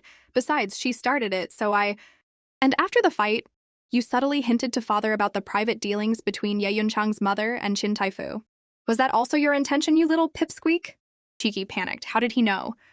Although he didn't have any concrete evidence, she felt like he had her completely figured out. You clever little thing, you think you're so smart? But in this deep palace, there are countless eyes watching. Otherwise, how do you think the fourth and fifth princes died? If you encounter a similar situation again, would you do the same thing? Cheeky clenched her fists, and after a moment of hesitation, she seemed to muster all her courage. I want to live. Well said. You've got guts, little girl. We're already in a quagmire. Who can escape untainted? No one who survives in this palace is simple. Hurting others to protect yourself is not a sin, but next time be more discreet. Don't let anyone find out. Cheeky then realized that her sixth brother wasn't being malicious. He was teaching her how to survive. Perhaps in this treacherous palace, it wasn't so bad to have someone she could trust. With that, she trotted after him on her short legs. Besides the princes, this place also accepts the children of meritorious officials. But there are also those who rely on their parents' achievements and are just here to fool around. You need to stick close to me. As soon as he finished speaking, Cheeky bumped her head. The son of the Minister of Rights, Hijing, said unhappily, Whose kid is running around? Don't you know how to apologize when you bump into someone? Cheeky quickly apologized. I'm sorry, I'm here to study. Her words were met with laughter. This little doll isn't even as tall as my waist, and she says she's here to study? Even nobles and royalty have to fight to get into this place. Cheeky was speechless. Who was this brainless rich kid? Hey! Hijing poked Cheeky. You're a cute little thing. Call me Big Brother. The next second, the back of Cheeky's collar was grabbed, and she was lifted into her sixth brother's arms. You want her to call you brother? You think you're worthy? Hijing, seeing it was the madman's sixth prince, quickly bowed and apologized. I was blind. I didn't know this little doll was with you. Please forgive my rudeness. Get lost! Hijing scrambled away. Then the sixth brother placed Cheeky in the seat next to him. You sit here and don't move. Before long, Chin Taifu began his lecture. The class was so boring, he wondered if the little kid could even understand. He glanced over and saw Cheeky drooling in her sleep, occasionally hugging him and mumbling, brother, brother. This little girl was so clingy in her sleep. What was he going to do with her? But she was also kind of cute. Beside him, Chin Taifu was getting more and more passionate, hearing his increasingly loud voice. The sixth brother was afraid he would wake up his little darling. He turned and snapped. Chin Taifu was dumbfounded. Quiet? You want me to be quiet during class? An unknown amount of time later, Cheeky woke up. She mumbled to herself, How did I fall asleep? I've never seen anyone sleep so soundly in class before. Hearing the sixth brother's voice, Cheeky was startled. Why couldn't she shake this habit of sleeping in class, even after transmigrating? And she had drooled all over the desk. Sixth brother, I didn't mean to. I was just so sleepy, I just closed my eyes for a second. You sure know how to take a nap. You napped right through to the end of class. Cheeky looked around in surprise. The room was indeed empty. If it weren't for the Empress's procession returning to the palace today and the roads being temporarily closed, I wouldn't have cared about a little pig like you. Hearing this, Cheeky hung her head. The Empress Rong was the third princess's mother. After being apart for so long, she must have missed her very much. Of course. I heard Empress Rong went to see Ye Yunchang as soon as she returned. What, are you scared? How could she not be? With her mother's backing, Ye Yunchang would definitely tattle on her. The next few days won't be easy for you. Be careful. Cheeky sighed. I know. Meanwhile, on the other side, the third princess was indeed complaining to Empress Rong. Mother, you have no idea how much I've suffered. I was bullied. Empress Rong's eyes filled with pity. Who would be so bold as to bully you? It was that little brat Yachiki, born of that consort in the cold palace. I don't know what kind of tricks she used to win father's favor, but she even secretly learned how to paint. And because she's favored, she dared to hit me. But father wouldn't listen to me and even punished me with a month of confinement. How dare she? She hit you? This is unacceptable. My poor baby, you've suffered. Mother will make it right for you. On the other side, Cheeky sneezed loudly. Sixth brother, I think someone is talking bad about me. As soon as she finished speaking, a laugh came from behind them. A man in white with a folding fan and fox-like eyes. Cheeky's pupils contracted and she tensed up. This is the second prince, Ye Iotian. It's over. In the original story, this guy loved to collect people's eyeballs. Cheeky hid behind her sixth brother in fear. I was lucky enough to witness seventh sister's heroic performance when she fought with third sister. Why are you so timid today? Cheeky was already scared and now she was just stunned. I get into one fight and the whole world knows about it? I must say, seventh sister's eyes are very bright. The sixth brother immediately stepped in front of Cheeky. You praise her too much, Imperial brother. Cheeky is still young. She can't tell beauty from ugliness. I didn't expect our reclusive sixth brother to be playing with this little dumpling. It seems third sister was right. She is an interesting child. Cheeky's sense of dread grew. This third princess was really trying to get her killed. Yet Aotian knelt, smiling. Cheeky, come give your Imperial brother a hug. His voice was so gentle, but to Cheeky it was terrifying. He was praising her looks and wanted a hug. He was definitely after her eyeballs. The second prince held out his arms for a full 27 seconds, but Cheeky didn't move an inch. He was starting to get annoyed. What? Are you afraid I'll sell you off to the countryside? Seeing Ye Aotian's displeasure, Cheeky had no choice but to take a heavy step forward with her short legs. But the next second, she was pulled back by her sixth brother. Please forgive her, second Imperial brother. She's shy around strangers. The second prince chuckled. It's just a hug. It's not like she'll lose a piece of flesh. But second brother, men and women should not touch so freely. This made both Cheeky and the second prince awkward. The sixth brother's logic was a bit strange. The second prince retorted, Are you not a man? Hey, I'm still young and pure. It's okay for children to hold hands. I never thought our reclusive sixth brother would play the hero saving the damsel in distress. You praise me too much, Imperial brother. Very well. The second prince turned and waved. I'd like to see how long you can protect her. Watching Ye Ochian's retreating back, Cheeky asked sincerely, Is second brother the type to hold a grudge? Of course, then what should I do? The sixth brother didn't answer immediately. Instead, he took the small school bag from Cheeky and slung it over his own shoulder. Avoid him if you can. If you can't, fight back. Fight back? Just the two of us? Don't worry. I will protect Cheeky. That day after class, Cheeky planned to go see the Tyrant to curry some favor. She couldn't let the thigh she'd worked so hard to hug get away. But as she reached the Imperial study, she heard the Tyrant's furious roars from inside. She was about to sneak away to avoid his wrath, when a teacup suddenly shattered on the ground. Cheeky screamed in fright. Hearing someone outside, the Tyrant bellowed, Who is out there? Get in here! Cheeky poked her head in sheepishly. Hey, Father Daddy. Instantly, the Tyrant's anger vanished. He softened his voice. Cheeky, what are you doing here? A dozen ministers were kneeling in the study, and the floor was littered with broken porcelain. Cheeky's face paled. She really shouldn't have come. Father Daddy, Cheeky brought you something to eat. Seeing the little pipsqueak had nowhere to step, the Tyrant immediately held up a hand. Don't move! He walked over to Cheeky and picked her up. Then he turned to the ministers and snapped, What are you all staring at? Clean this up. The ministers scrambled to their feet, their movements practiced and swift. Soon the room was spotless. After the ministers had left, the Tyrant asked gently, Cheeky, What did you bring for Daddy? It's your favorite pineapple cakes. But I just learned how to make them, so please don't mind if they're not perfect. The tyrant smiled, picked one up, and was about to take a bite when old Zhao quickly spoke up. Your Majesty, allow this servant to— No need. The tyrant cut him off and took a bite. Cheeky watched him with anticipation. It's delicious. My Cheeky is so talented. Really? Really? Cheeky rolled up her sleeves, eager to try one herself. But just then, the man noticed small cuts on her hand. How did you hurt your hand? Cheeky pulled her hand back. I just slipped while cutting the pineapple. The tyrant immediately became furious. Are the servants in your palace tired of living? They let you handle a knife. Guards, take all of the 7th princess's servants and give them 20 lashes. Daddy, no. It has nothing to do with them. I wanted to make something for you with my own hands. You're a wise ruler. You can't punish the innocent. Hearing this, the tyrant was slightly taken aback. Who had taught the little pipsqueak to say such things? But since you've spoken up, we'll let it go this time. But you are not to handle knives yourself again. Cheeky quickly nodded, relieved. She had only meant for it to be a small act to gain sympathy, but she had almost gotten others in trouble. Then, the man asked about her schoolwork. How are your studies at the Imperial Academy? Cheeky's heart pounded. They're going great. So what has the Grand Tutor taught you? Cheeky's smile froze. What did he teach? I'd like to know too. She started spouting nonsense. We learned the 3-character classic and I can even recite it. Father, Daddy, aren't I so smart? She then planted a kiss on his cheek, trying to use her cuteness to cover her embarrassment. The man couldn't help but laugh. If you can't keep up with the classes at the academy, Daddy can give you private lessons. But don't lie next time, understand?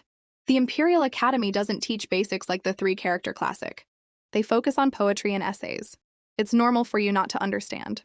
Cheeky felt like she'd just been insulted. Just then, the man took a brush from the brush holder and handed it to her. Cheeky's big eyes were full of questions. My hand is too small, this brush is too big. I know you can't use it. He then leaned down and whispered in her ear. It wasn't until evening that Cheeky left the Imperial study. But as she stepped out, a sharp voice called out, What are you doing here? Cheeky looked up and saw a lavishly dressed woman, and next to her was Ye Yuncheng, who was glaring at Cheeky as if she wanted to eat her. What are you hiding? Did you steal something? Cheeky quickly hid her hands in the box behind her back, then secretly stuffed the brush into the food box. Old 3 noticed Cheeky's furtive movements and immediately tried to grab her arm.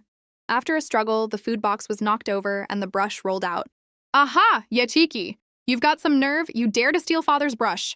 Just then the tyrant, hearing the commotion, came out. Old 3 immediately pointed at the brush and tattled, Father! Look, she stole your things! She then looked at Cheeky smugly. You little brat, just wait until Father has you beaten to death. Didn't I confine you for a month? Who let you out? At that moment, Empress Rong spoke up. It was I who released Chang'er from her confinement. She has already learned her lesson. The man sneered. Since when can the Empress defy my orders? Old 3, seeing the tense atmosphere, immediately hugged his leg. Father, it was Chang'er who wanted to see you. I know I was wrong. The man pushed her away. You know you're wrong? You haven't learned anything over the years except how to bully the weak. You're becoming less and less likable as you grow up. Besides, I gave that brush to Cheeky. How did it become stolen when it came out of your mouth? Hearing this, Old 3 was in disbelief. You gave it to her? She was so hurt she felt like crying. Why? She had asked the tyrant for that brush so many times and never gotten it. But with the tyrant present, she could only grit her teeth and walk over to Cheeky. 7th sister, I'm sorry, I shouldn't have accused you. Hearing this, Cheeky was stunned. The arrogant 3rd princess was actually apologizing? But then she realized Old 3 must have some ulterior motive. So she played along, turning to the tyrant and saying sweetly, Father, Daddy, don't be angry with Imperial sister. She already knows she was wrong. Old 3 continued, Imperial sister is very generous. It's getting late, let me take you back to your palace. Besides, my mother hasn't seen Father in a long time. We should give them some space. But once they were in the carriage, Old 3 showed her true colors.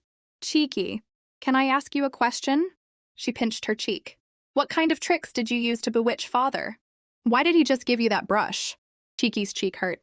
Imperial sister, you can have the brush, just please don't pinch me. Who do you think you are? I don't want anything from you. With that, she threw the brush out of the carriage.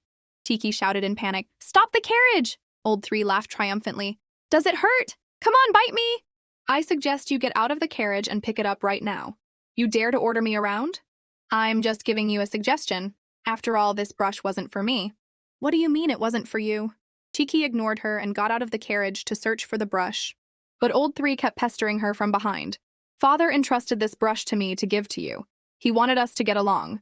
He said he didn't give it to you before because you were too young, but now you're old enough to use it. Old Three's mind was buzzing. For her? She couldn't believe what Cheeky was saying. Cheeky could see it now.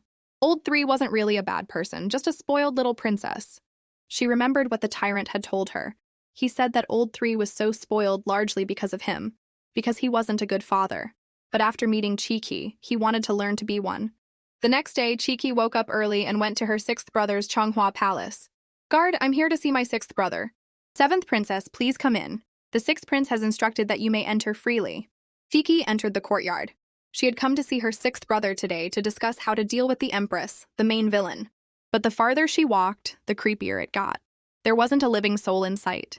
Suddenly, she heard urgent footsteps approaching. Cheeky turned and saw a tall man in a black robe behind her.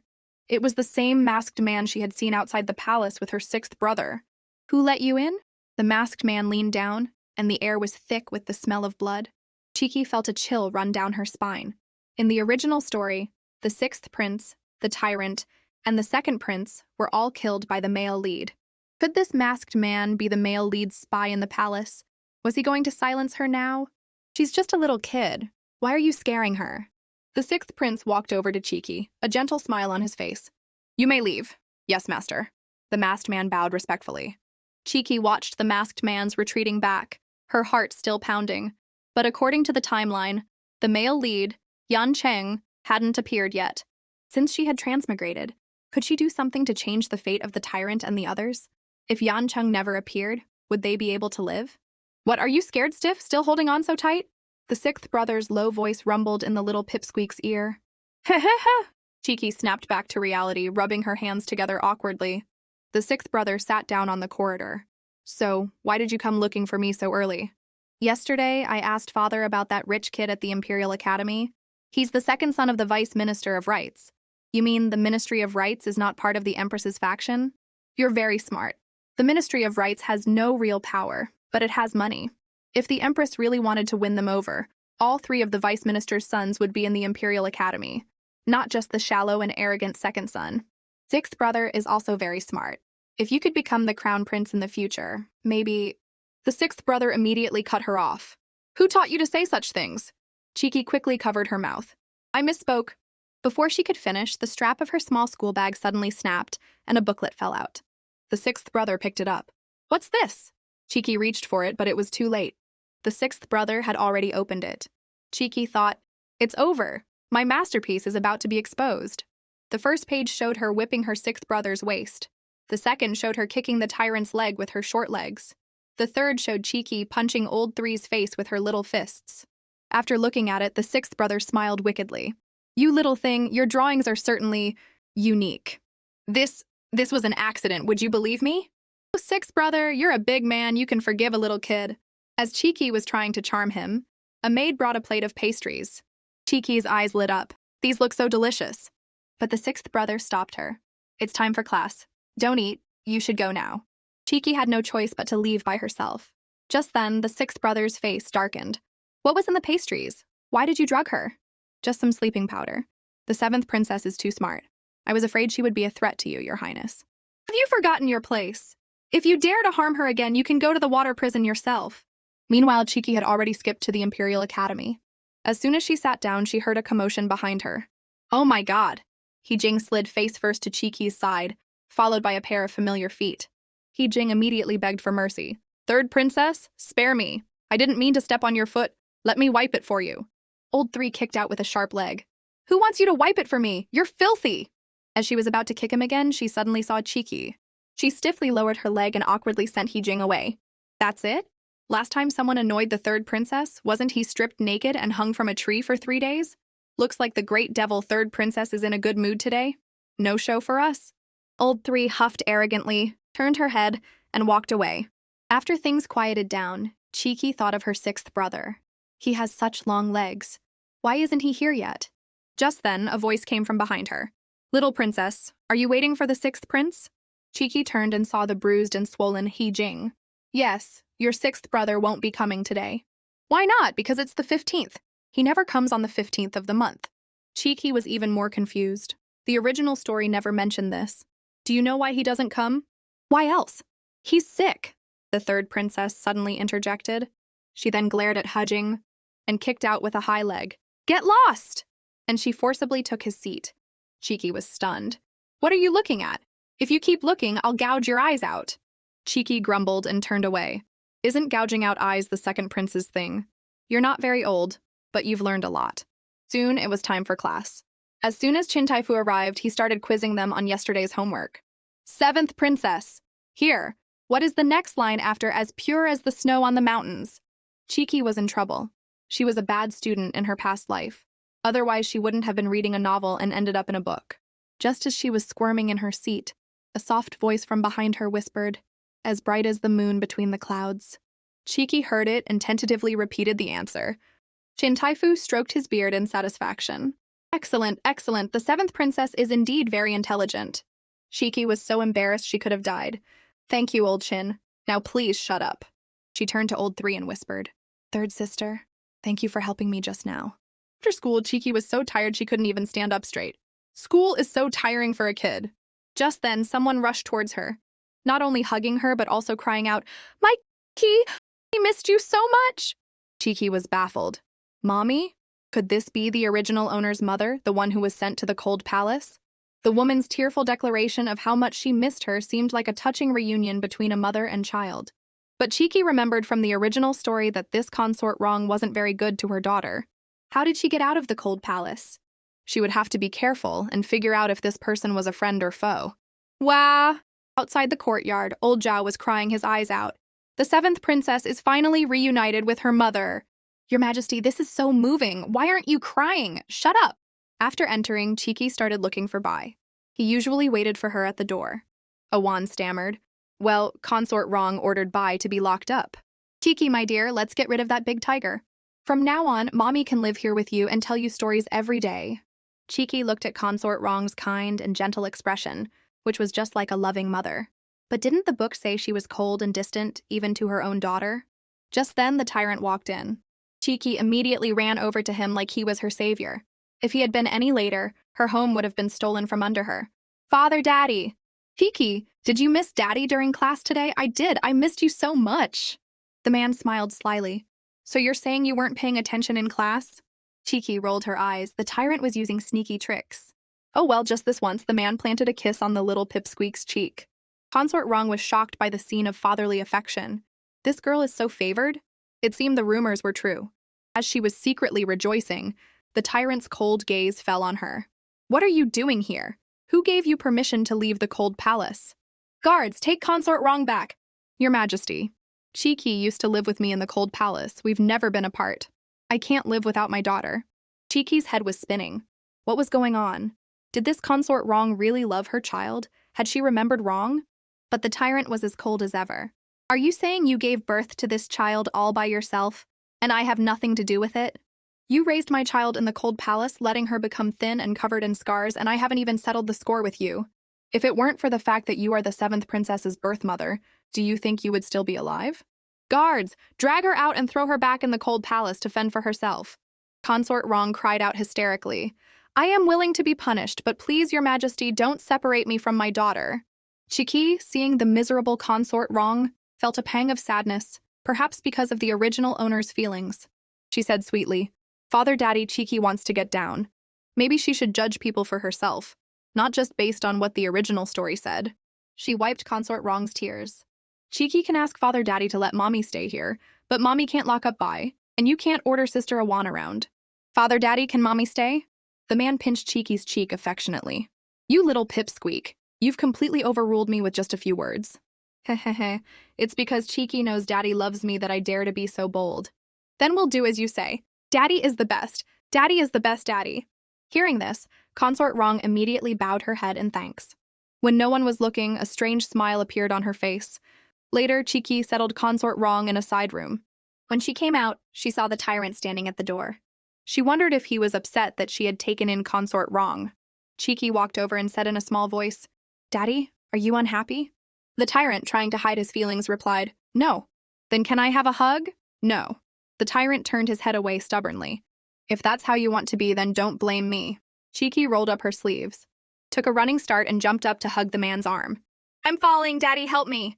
The tyrant finally gave in and pulled her up. "I've met thousands of people in my life, but you little pipsqueak, are the boldest." "Is Daddy still mad at Cheeky?" "Yes. What are you going to do to cheer me up?" The little pipsqueak immediately hugged the tyrant's face and gave him a flurry of kisses. The tyrant, not to be outdone, pressed his cheek against Cheeky's and then pretended to be angry. "You're such a spoiled little brat."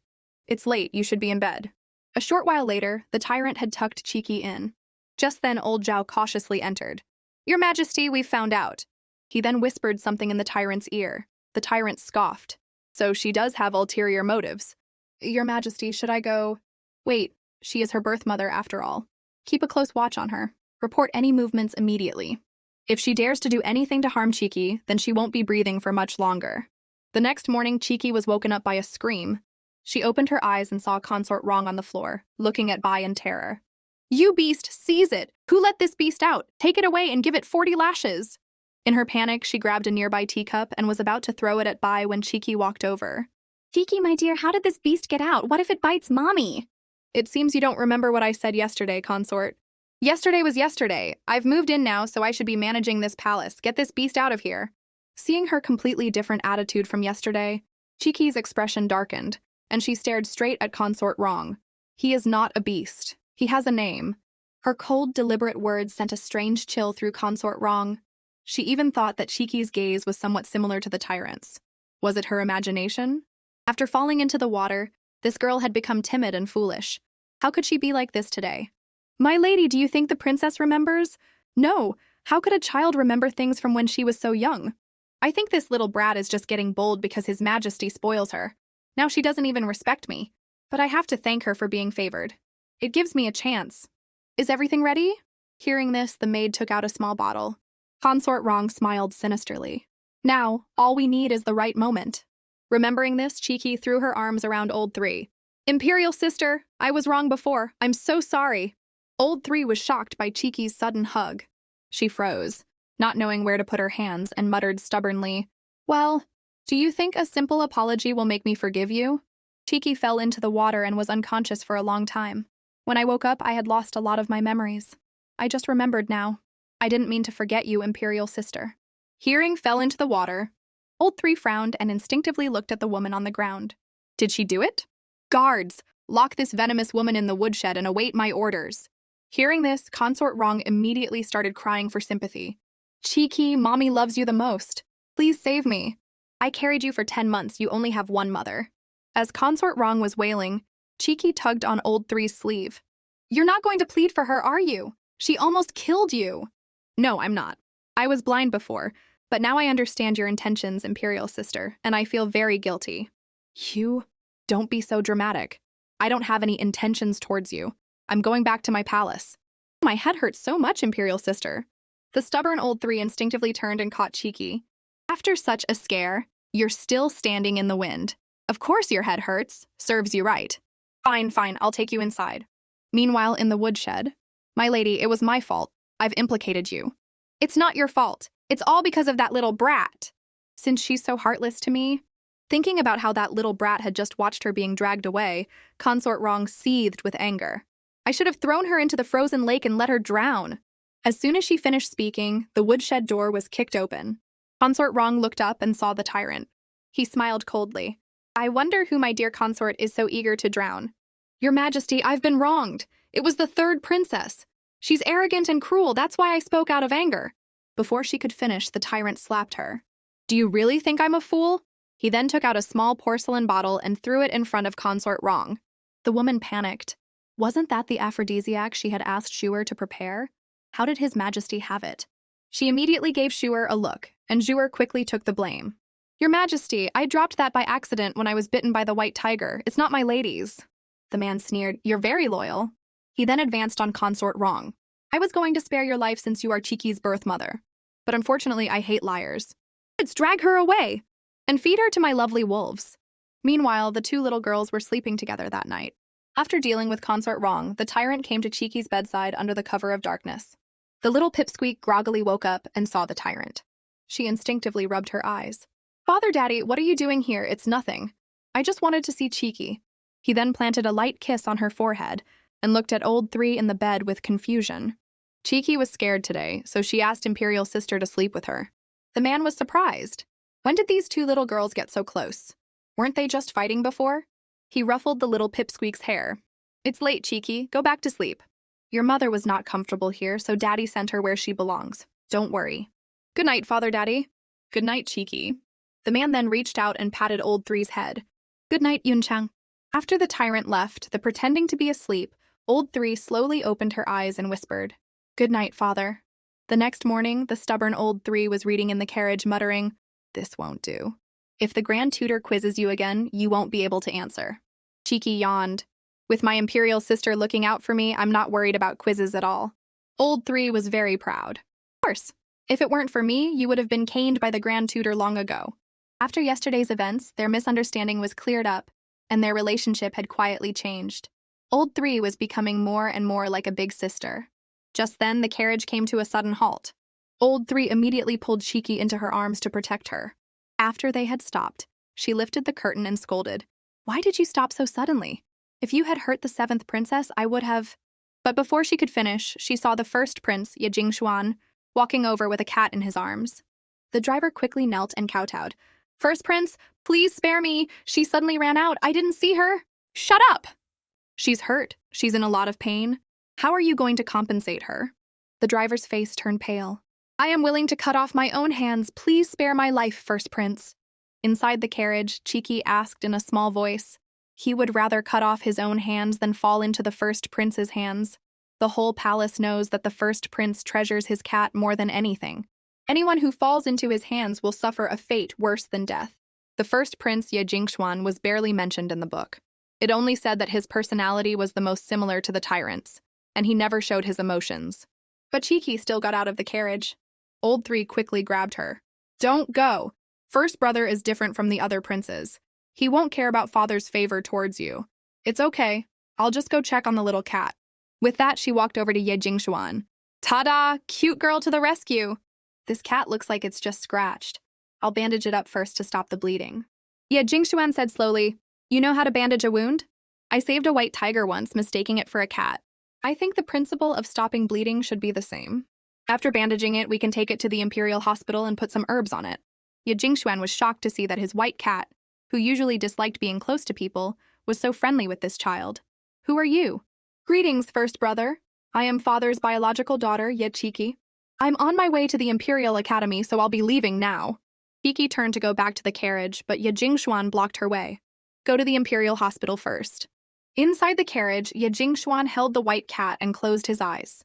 The two little girls awkwardly whispered to each other, Why did he get in? He said he wants to take our carriage to the Imperial Hospital. He doesn't think we hurt his cat and is planning to get revenge, does he? Revenge? No way. As they were nervously whispering, the white cat suddenly leaped onto Cheeky's lap. Oh my, put it down. That cat is his life. He never lets anyone touch it. It wasn't me. It jumped on its own. Hey, Imperial brother, this cat is really cute. You like it? I do. The white cat seemed to like Cheeky too, licking her hand with its tongue. The next second, Ye Jingshuan patted his own leg. Nyang Nyang, come here. What? Its name is Nyang Nyang? What a noble name. All right, stop the carriage. Aren't we going to the Imperial Hospital? No, Nyang Nyang is afraid of doctors. This guy changed his mind so quickly. Cheeky was still confused, but old 3 next to her sighed in relief. We were lucky to escape from him this time. We should be grateful. Cheeky sighed. Why are these princes all so strange? I should avoid them in the future. Little girl, why did he get out of your carriage? Cheeky was startled by the sudden voice. She turned and saw Ye Aoshin standing outside the carriage window. Ah, second brother. Why did one leave just for another one to appear? She didn't hesitate to say, Goodbye, second brother, and quickly pulled the curtain shut. Ye Aotian was left standing there, baffled as she yelled to the driver, Go, go, go! A short while later, the two little girls finally arrived safely at the Imperial Academy. They both sighed. Imperial sister, you go in first. I have to use the restroom. Cheeky then went to the backyard by herself. Just then, a hand suddenly grabbed her. Cheeky turned and was pleasantly surprised. Sixth brother! Little Pipsqueak, what are you doing here? This is the advanced class. Advanced class? When did you move to the advanced class? 3 days ago. I finished the beginner courses, so I came here. Cheeky was disappointed and mumbled, Why didn't you tell me? Although her voice was as soft as a whisper, the sixth brother still heard her. Why would I tell you? Hearing this, Cheeky felt a pang of sadness. Seeing Cheeky's hurt expression, the sixth brother panicked. Hey, that's not what I meant. It's okay, I'll go back to class now. With that, Cheeky turned to leave. But the sixth brother couldn't bear it and grabbed her. Do you want to stay and listen to one class? But we have a deal, just this once, and no sleeping. Cheeky promises, I definitely won't sleep this time. But the next second, she was blowing bubbles in her dreams. The sixth brother saw that Cheeky showed no signs of waking up and had no choice but to let her sleep through to the second class. He gently shook her. Cheeky groggily rubbed her eyes. Sixth brother, did I fall asleep again? What do you think? Cheeky poked her fingers together shyly. Heh, kids need a lot of sleep to grow. But I promise. Before she could finish, she felt a chill from behind her. The masked man with the smell of blood had appeared in the room. Cheeky felt a strange fear and instinctively grabbed the sixth brother's clothes. The sixth brother smiled.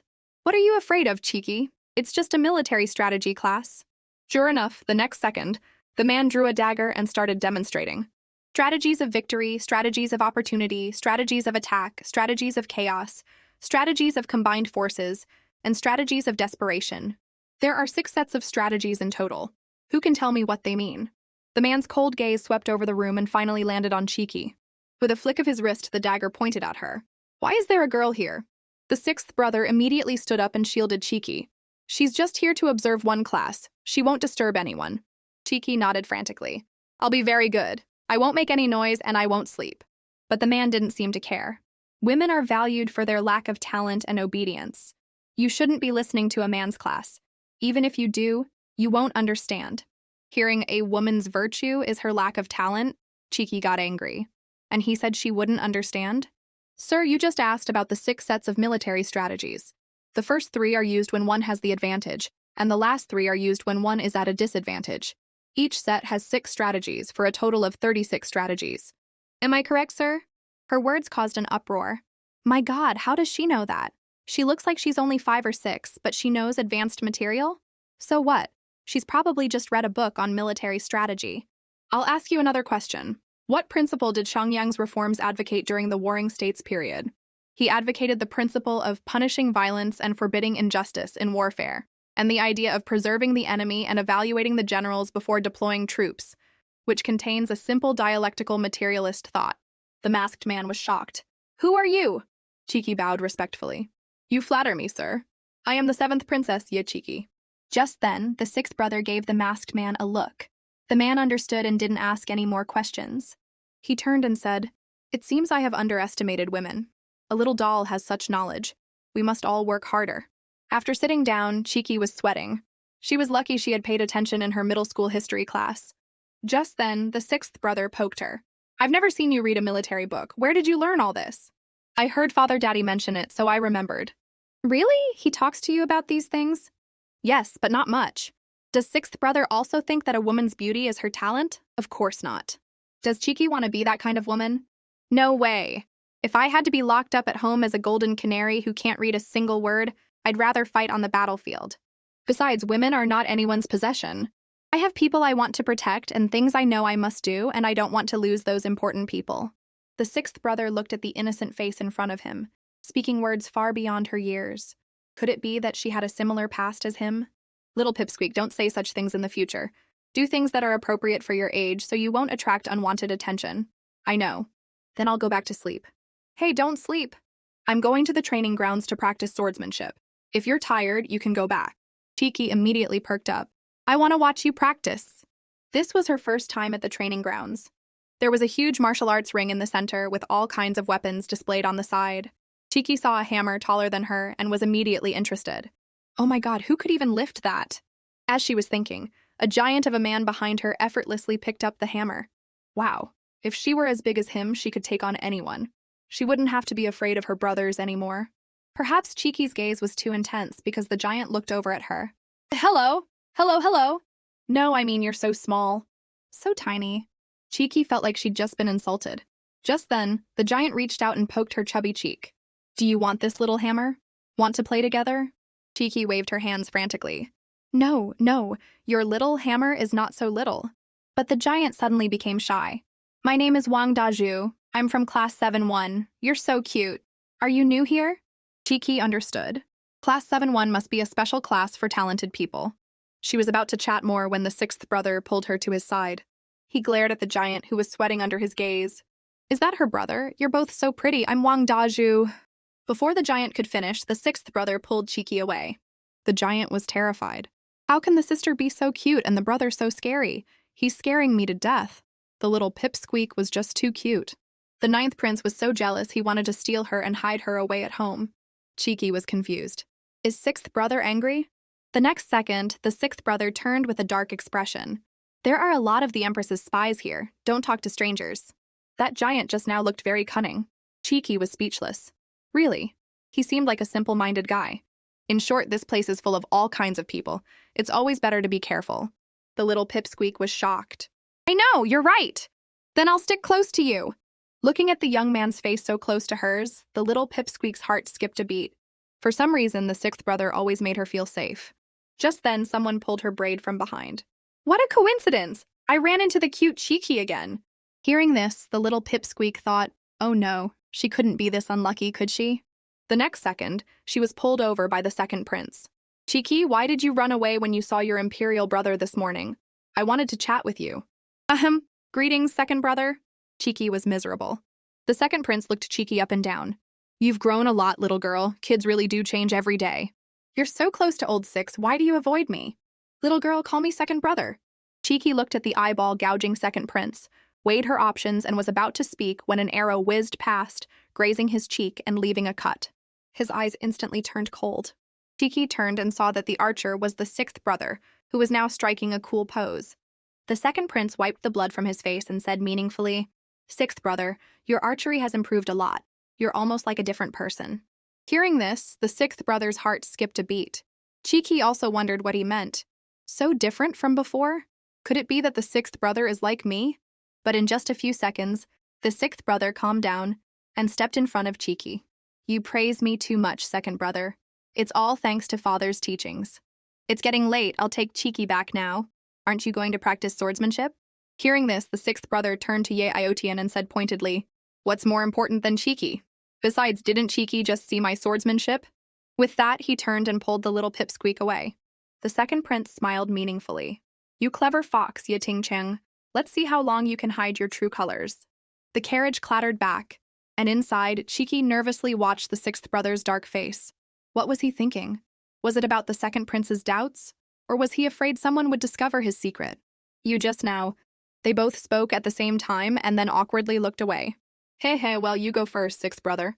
The sixth brother suddenly became serious. Were you going to call Ye Aotian's second brother just now? Cheeky was surprised that this was what he had been stewing over the whole way. I was being forced, and I didn't even say it. You know, the second prince likes to gouge out people's eyes, so... Oh, sixth brother, I know I was wrong. Ye Aotian is arrogant, cruel, and cunning. I'm afraid of him. Seeing that the sixth brother was still unmoved, Cheeky decided to up the ante. She was about to pinch her own thigh to squeeze out a few tears when he stopped her.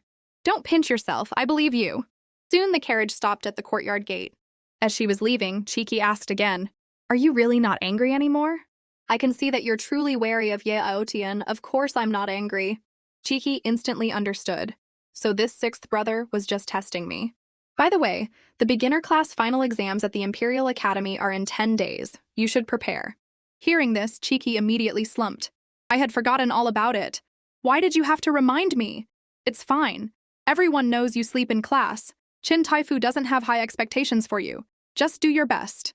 10 days later, after the exams at the Imperial Academy, Cheeky was sprawled on her desk. She had suffered enough from studying in her past life. Why couldn't she escape it even after transmigrating? Next to her, old 3 teased, Did you pull an all-nighter studying? You look like you've lost weight. Cheeky sighed. It's probably from all the extra lessons old Chin gave me. He was probably afraid my grades would be too bad and he'd get in trouble with father, so he gave me a crash course. Ha ha ha ha. It's your own fault for being so dumb. Come on, let's not think about it. Let's go to your palace and see if that big white dog has gotten any fatter. He's as fat as a pig, and Bai is a tiger, not a dog. All right, a tiger then. I'll get a lion to match your tiger. As the two sisters were chatting, the tyrant walked in. Cheeky immediately ran over to him and threw herself into his arms. The man gently chided her. You're running so fast, what if you fall? Because Cheeky missed Father Daddy so much. Ye Yunchang hadn't seen the tyrant since the incident with the brush and didn't know if he was still angry. She subconsciously stood up and bowed respectfully. Your daughter greets father. Sit down, your grades are excellent. The grand tutor praised your essay on governing the state. Hearing this, old three was pleasantly surprised. She hadn't heard the man's praise in a long time. But Cheeky next to her was confused. Governing the state? I don't remember seeing that question. They should have had the same exam paper, right? Suddenly, she had a bad feeling. Was there a question on the back of the paper?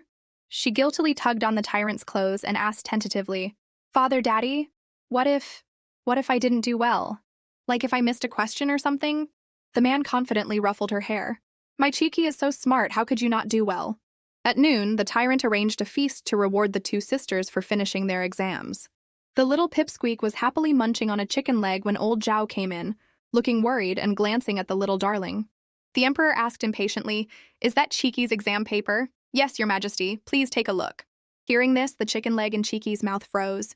Imperial sister, if I didn't do well, do you think Father Daddy will hit me? He won't hit you, Cheeky sighed in relief. He'll probably just kill you. Old three, can't you not be so dramatic? Relax, relax. Father spoils you so much, he'll probably leave you half alive. At this point, the man had slowly opened the exam paper, and his brow furrowed deeper and deeper. Suddenly, he slammed his hand on the table, making the two little girls jump. The little pipsqueak felt an icy gaze on her and swallowed hard. It's over. My childhood is over. Yeah, Cheeky? A cold voice called out. Cheeky trembled. Well, I have to go to the bathroom. The tyrant ignored her and patted his leg. Come here. Cheeky turned to Ye Yunchang for help. Old three was sympathetic, but she couldn't do anything. Besides, she was also curious about how badly Cheeky had done. Cheeky had no choice but to try and charm her way out of it. Father, Daddy, Cheeky wants to eat first, then go to the bathroom, and then… Here! The tyrant slammed his hand on the table again. This roar made everyone in the room think it's over. She had no choice but to resort to her secret weapon. Cheeky pinched herself hard and started wailing. Old three watched, stunned. Her acting is incredible. Don't cry. Explain to me what you wrote. He threw the exam paper in front of Cheeky. The little pipsqueak was too scared to speak, looking at the exam paper with teary eyes. But I filled it all out. You filled it out? Tell me what you filled it out with. Just simplified characters. You sure simplified it. If you don't explain to me what simplified characters are, I'll punish your imperial sister along with you. What? Old three was baffled. What does this have to do with me? Coincidentally, the ninth prince, who had nothing better to do, came to see the little girl. As he reached the door, he saw the kneeling servants and thought someone had made Nanan angry. When he saw old Zhao, he guessed it must be that annoying guy again. Suddenly, a wail came from the room. What's going on? Why is Nanan crying so hard? Old Zhao quickly explained. The seventh princess didn't do well on her exams, so His Majesty is angry. The ninth prince immediately started banging on the door. Imperial brother, Nanan is still young, you can't hit her. It'll traumatize her. When the door didn't open, he was afraid something had happened to the little girl and was about to kick it down when it opened from the inside. The tyrant's face was dark. I'm disciplining my child. Do you have to meddle in this too? Disciplining her? Nanan was crying so hard just now. You didn't hit her? The ninth prince didn't believe him. He anxiously entered the room and saw the little girl sobbing. He was heartbroken. Oh, my dear, where did he hit you? Cheeky shook her head, her eyes red. Ninth uncle. There, uncle will hold you. My dear. Nanan. Does he think I, her own father, am dead? The tyrant coughed pointedly. The two of them awkwardly pulled apart. The next second, Cheeky's tears started streaming down again. Ninth uncle, Father Daddy didn't hit me. But she couldn't say that she had pinched herself too hard, so she lied. It's just that Father Daddy's glare was too fierce. Cheeky was scared. That's scary? Why don't you be Ninth Uncle's daughter instead? Behind them, the tyrant watched the two whispering and got angrier and angrier. He walked over, picked up the little pipsqueak and pulled her back into his arms, then roughly wiped her tears. Get your niece's exam paper and you'll know how much anger I've been holding back. After wiping her tears, the man gestured for Cheeky to hand the paper to Yemohan. The unsuspecting ninth prince took the paper and his mouth twitched. Nanan, why is every character missing a few strokes? And how could you answer this question like this? Cheeky was confused. Which question?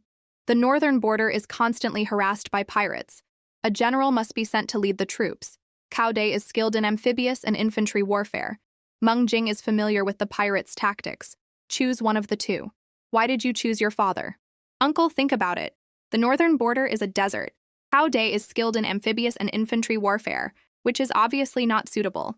Meng Jing has guarded the border before and is familiar with the pirates' tactics, but the border is still not peaceful, which shows his ability is not enough. Therefore, only Father Daddy can lead the troops to pacify the border and reassure the people. Yamohan had thought the little girl was just writing nonsense, but he was surprised that she could think so deeply at such a young age, and her reasoning even made some sense. But the tyrant's face was still dark. Then does Chiki know what it means for the ruler of a country to lead the troops into battle? She knew, of course, but she couldn't say it, so she shook her head with an innocent expression. For the ruler of a country to lead the troops into battle means that there are no capable people in the country, which means the country is on the verge of collapse. Chiki pretended to be shocked. Chiki didn't know. I just thought that Father Daddy is brave and powerful. If you went, you would definitely be able to repel the enemy. Hearing this, the tyrant also thought it made sense, and a smile flickered across his face. Why do you think Father can do it? Why didn't you write your ninth uncle? Do you think Father is more powerful than him? Chiki was speechless. Did he really have to put him down like that? But to curry favor, she immediately gave him a thumbs up. Father Daddy is the most powerful. The tyrant was very satisfied with this answer. Then shouldn't the most powerful person get a reward? Chiki immediately planted a kiss on his cheek. Father Daddy, is Chiki very stupid? My Chiki has a unique perspective and is very intelligent. It's the people at the Imperial Academy who are blind. With Chiki's talent, she could have gotten a perfect score. With that, he immediately called old Zhao and held up the exam paper in Ye Mohan's hand. Go, have the people at the Imperial Academy change this. Change it to first place. Chiki was shocked. Isn't changing it to first place a bit much? Father Daddy, you don't have to change it. I'll just do better next time. Does Chiki not think she deserves first place? Chiki will try to get first place in the future. I just have a lot of shortcomings right now. If you change it, it will be unfair to the other students. But you are my daughter. Power and status are your birthright. Why should you care about so-called fairness? Father Daddy, in ancient times, Cao Cao cut his hair to show his determination and won the hearts of the army and the people. The law applies to everyone, even the emperor. I am your daughter, so I should be even more dedicated to upholding your image as a wise ruler. Besides the emperor, the ninth prince was also stunned. Imperial brother, how did you have this daughter? Teach me. Heh, I can't help it. She takes after me. My Chiki is so good. The father and daughter's intimate interaction was a painful sight for the ninth prince. He also wanted a cute and caring little daughter like Chiki. I'll pick a few good-looking girls for you tomorrow and send them to your estate for you to choose from. Girls? Yamohan's eyes widened. If you want a daughter, have one yourself. You're over 20, you should get married. Yamohan felt a lump in his throat. He wanted to refuse, but after a moment of hesitation, he agreed. Then I thank you, Your Majesty. But Your Majesty, could you lend me Chiki for a day? Hearing this, the tyrant instinctively frowned. I just want Chiki to help me choose. After all, we're choosing her future royal aunt. The tyrant was about to refuse, but Chiki tugged on his clothes, her expression screaming, I want to go! I want to go! I want to go! The man had no choice but to agree. You better watch her closely. If she loses a single hair, I'll wipe out your entire household. Chiki and the ninth prince were overjoyed. The next day, the tyrant sent Chiki to the ninth prince's estate outside the palace. Nanan, are you tired from the ride? Ninth uncle has prepared a lot of delicious food for you. Yay, yay, ninth uncle is the best to Chiki. Seeing the table full of delicious food, Chiki's eyes lit up and she started gobbling it down. Just then, a familiar voice came from behind a screen. Ninth uncle, I couldn't find that one. Chiki curiously walked over and was completely surprised to see her sixth brother at her ninth uncle's house. Sixth brother, what are you doing here? Is there any reason I can't be here? Chiki started to wonder. Could he also be here to help the ninth uncle choose a wife? Just then, Yamohan walked over. You couldn't find it? Then I'll go look in the backyard. Nanan, be good here. Uncle will be right back. After the ninth uncle left, the air suddenly became heavy. Chiki smiled politely but awkwardly. It seemed she wouldn't be having a fun day alone with her ninth uncle after all.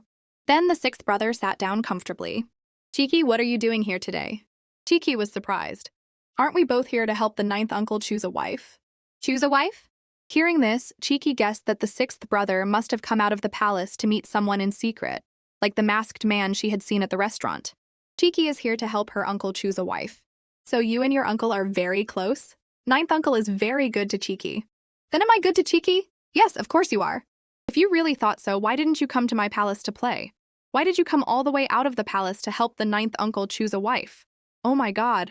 Stop fighting. Chiki's expression turned serious. She quickly poured a cup of tea and said obediently and sincerely, I was wrong. I'll definitely come to see you in the future. When Yemohan returned, he saw Chiki giving her sixth brother a shoulder massage. She was being as sycophantic as possible. Nanan, what are you doing, learning to respect my elders? He then threw the sword to the sixth brother and affectionately picked up the little pipsqueak. My dear, do you want to go out and play? Chiki was about to agree when she heard the sound of a sword being drawn behind her. Looking at the sixth brother's dark face, it was a clear threat. Let's not. Chiki will help ninth uncle choose a wife. Yemohan burst out laughing. That was just an excuse to get you out of the palace. I don't want to get married yet. But before long, the butler came in with a pile of booklets. Your Highness, His Majesty has sent too many people. Please look at these booklets to screen them first. Yemohan's mouth twitched. What a great brother. When the ministers ask you to choose concubines, you say you're busy with state affairs. So you just pass them all on to me. Chiki, on the other hand, excitedly pulled the sixth brother over. Let's look together. Ninth uncle, these sisters are so pretty. Yemohan glanced at them perfunctorily. Their figures are all right, but their faces are just average. What about this one? The daughter of Prime Minister Murong. The Murong family is too powerful at court, and they're allied with the Empress. Not a good choice. Then let's look at the next one. Wait, don't turn the page yet. Yemohan's smile turned mischievous. This one is very nice. Her face is like the moon. Her teeth are like pearls. Why don't we recommend her to your father? He'll definitely like this type. Nanan, help your father choose too. Hearing this, Chiki picked up the booklet and looked at it again. Really? Does Father Daddy really like this type? Yemohan said guiltily. Of course. I know your father's taste like the back of my hand. Okay then, Chiki will help my uncle and Father Daddy choose some beauties. Before long, there were two piles of booklets on the table. The left side is for uncle, the right side is for father. They have the same number, so it's fair. Isn't Chiki so thoughtful? Nanan really isn't biased at all? Of course not. Chiki is father's and uncle's caring little daughter. Uncle is not cold. You should give the jacket to your father. Ninth uncle, are you going to see them now? Do you want Chiki to help you choose? Yemohan broke out in a cold sweat. You?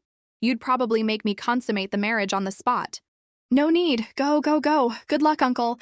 I carefully selected these ones. They're very good at having babies. Watching Yemohan's retreating back, Chiki sighed deeply. As soon as she finished sighing, she heard a cough from behind her. Crap. How could she have forgotten about that ancestor? She immediately turned, her expression innocent, and started her act. Sixth brother, do you want to pick some for father too? The sixth brother said coldly. It's just the two of us here now. You don't have to put on that act. They both sat back down at the table. Did you come out of the palace just to get this sword from the ninth uncle? The less you know, the better for you. You're choosing a wife for the ninth uncle for your own reasons too, right? Chiki repeated his words back to him. The less you know, the better. She then tugged on the young man's sleeve. Ta-da, look. I found that there are also 13, 14, and 15-year-old girls in the back of the album. Do you want to choose one too? Chiki didn't notice the sixth brother's expression darkening as she put the portraits in front of him. She's so cute, I think she's your type. Seeing the little pipsqueak's unusual excitement, the sixth brother's eyes grew colder. He suddenly smiled and leaned closer to Chiki. My type? Does Chiki know my taste so well? Seeing the sixth brother getting closer and closer, Chiki backed away nervously. Don't you like her? The sixth brother snatched the portrait from Chiki's hand. I like her. How could I not like someone you picked for me? He then threw it up in the air, drew the sword Yemohan had just given him, and with a few quick slashes, tore the portrait to shreds. Seeing the sixth brother's angry expression, she thought, it's over. I said the wrong thing again. Before he could lose his temper, Chiki immediately apologized. Sixth brother, I was wrong. Please forgive me. You're a big man. Don't be mad at a little kid. Why are you apologizing, Chiki? It's so thoughtful of you to worry about my marriage at such a young age. I'm so touched. Sixth brother, I was wrong. I really didn't know you don't like younger girls. Next time, I'll definitely pick an older sister for you. Hearing this, the sixth brother's lip trembled with anger. Yeah, Chiki! But before he could finish, he started coughing violently. The little girl's face fell. Did she make him that mad? He wasn't going to fake an injury, was he? Sixth brother, what's wrong? She anxiously patted his back, but the next second she saw dark red veins suddenly appear on the young man's face. The little girl's mouth dropped open in shock. Your face? He quickly covered his face with his hands and snapped at Chiki. Get away from me! Chiki froze, not knowing what to do. Was he so angry he was about to mutate? The sixth brother's dark voice sounded again. Turn around and don't look! Chiki didn't dare hesitate and quickly turned away, completely bewildered. What was happening to his face? Was it related to that strange illness that kept him hidden away on the 15th of every month? But today wasn't the 15th. The sixth brother was trembling as he fumbled for his medicine, but the pouch that was always with him was nowhere to be found. After a moment, Cheeky realized it had gone silent behind her. Sixth brother, are you okay? Do you need help? Just then, there was a loud thud, like something falling to the floor. Cheeky flinched. Sixth brother hadn't just keeled over, had he? The more she thought about it, the more worried she became. She couldn't help but glance back, only to see him collapsed on the ground. Oh no, he's a goner! I need to call an ambulance. Wait, no, just call for help. Someone help, help! She had only shouted twice when the sixth brother's eyes snapped open on the floor. He grabbed her arm, his voice weak. Don't yell! He's a zombie? The little girl clapped a hand over her mouth, so scared she almost wet herself. Sixth brother, are you okay? I'm fine. The sixth brother slowly pushed himself up. He never expected the poison to act up so early. As he got to his feet, the dark red veins on his face gradually faded. He looked at Cheeky with a dark expression, wondering if he should silence her now that she had seen his secret. Just as murderous intent began to fill his heart, Cheeky took his hand. Sixth brother, are you sick? Does it hurt? A wave of warmth spread from her hand. He looked at her innocent face. Aren't you scared? Of course I'm scared. You're my only ally in the palace. If you die, I'll be all alone and have to walk on eggshells. Hearing this, the sixth brother's expression softened. Aren't you afraid I'll kill you to keep my secret? Cheeky looked at him sincerely. We both have secrets. It's better to face them with someone else than to bear them alone, right? You know how to keep your mouth shut, understand? If you dare say a single word, I'll kill you on the spot. Cheeky let out a long sigh of relief. I get it. I won't let you down. She was lucky she was quick on her feet and could be so dramatic on a whim. Little girl, what are you mumbling about? Heh heh, I was just saying I'll definitely keep your secret. You need to take care of yourself, sixth brother. As she spoke, Cheeky turned to slip away.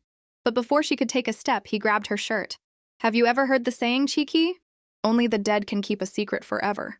The little girl swallowed hard. After all that, he still wanted to kill her? The sixth brother scooped up the pale, terrified little girl.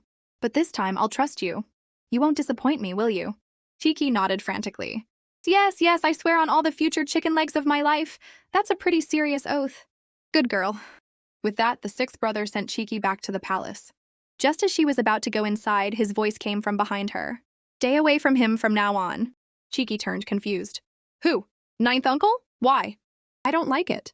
Cheeky watched him walk away, speechless. He was so bossy. Were ancient kids this dramatic too? Back in her room, Cheeky started looking through the portraits. Awan and Bai both came over to look. The women in these paintings are so beautiful. Right? The little girl said proudly. I picked them out specially for Father Daddy from Ninth Uncle's collection. You picked what out for me? The tyrant suddenly appeared in the doorway. Father Daddy, what are you doing here? I came to see what treasures you managed to get from your ninth uncle. Cheeky excitedly handed him the album. Take a look, Father Daddy. The tyrant frowned as he looked at the portraits. Weren't these the ones he had sent to the ninth prince's estate? Did Ye Mohan have you bring these back? No, I picked these for you. They're much better quality than the pile I picked for ninth uncle. The man was confused. Why did you pick out a pile for me and a pile for him? Because you don't have many children, Father Daddy, and my brothers and sisters are all so much older than me. There's a generation gap, so I want a little brother. She held up a portrait and started explaining. Ninth uncle said that women with big hips are better for having babies, and women with big faces bring good fortune to their husbands. The tyrant grew angrier the more he listened. How crude. Is this what he taught you? Damn Ye Mohan, in less than a day he's turned my little girl into this? But after his anger subsided, a sly smile appeared on his face. You won't get the best of me, just you wait. So you don't like any of them, Father Daddy? The tyrant gently ruffled Cheeky's hair. Cheeky did a good job. Daddy is very touched. But don't do this again. He handed the album to old Zhao. Keep finding new women for the ninth prince. And remember, make sure to find plenty with big faces and big hips. For his good fortune. Late that night in Changhua Palace, the sixth brother had just lain down when he heard very faint footsteps. I know you're not asleep. Stop pretending. Hearing the familiar voice, the sixth brother slowly sat up. A man dressed in black stood before him, his white hair flowing down his back, a silver mask covering half of his face. What are you doing here? I came to see how you are. You didn't expose yourself today, did you? Was that your doing today? The man smiled coldly, his voice a warning. Stay away from that girl. It won't be good if you develop feelings for her. The sixth brother's face darkened. I know what I'm doing. You know what you're doing? The man sneered.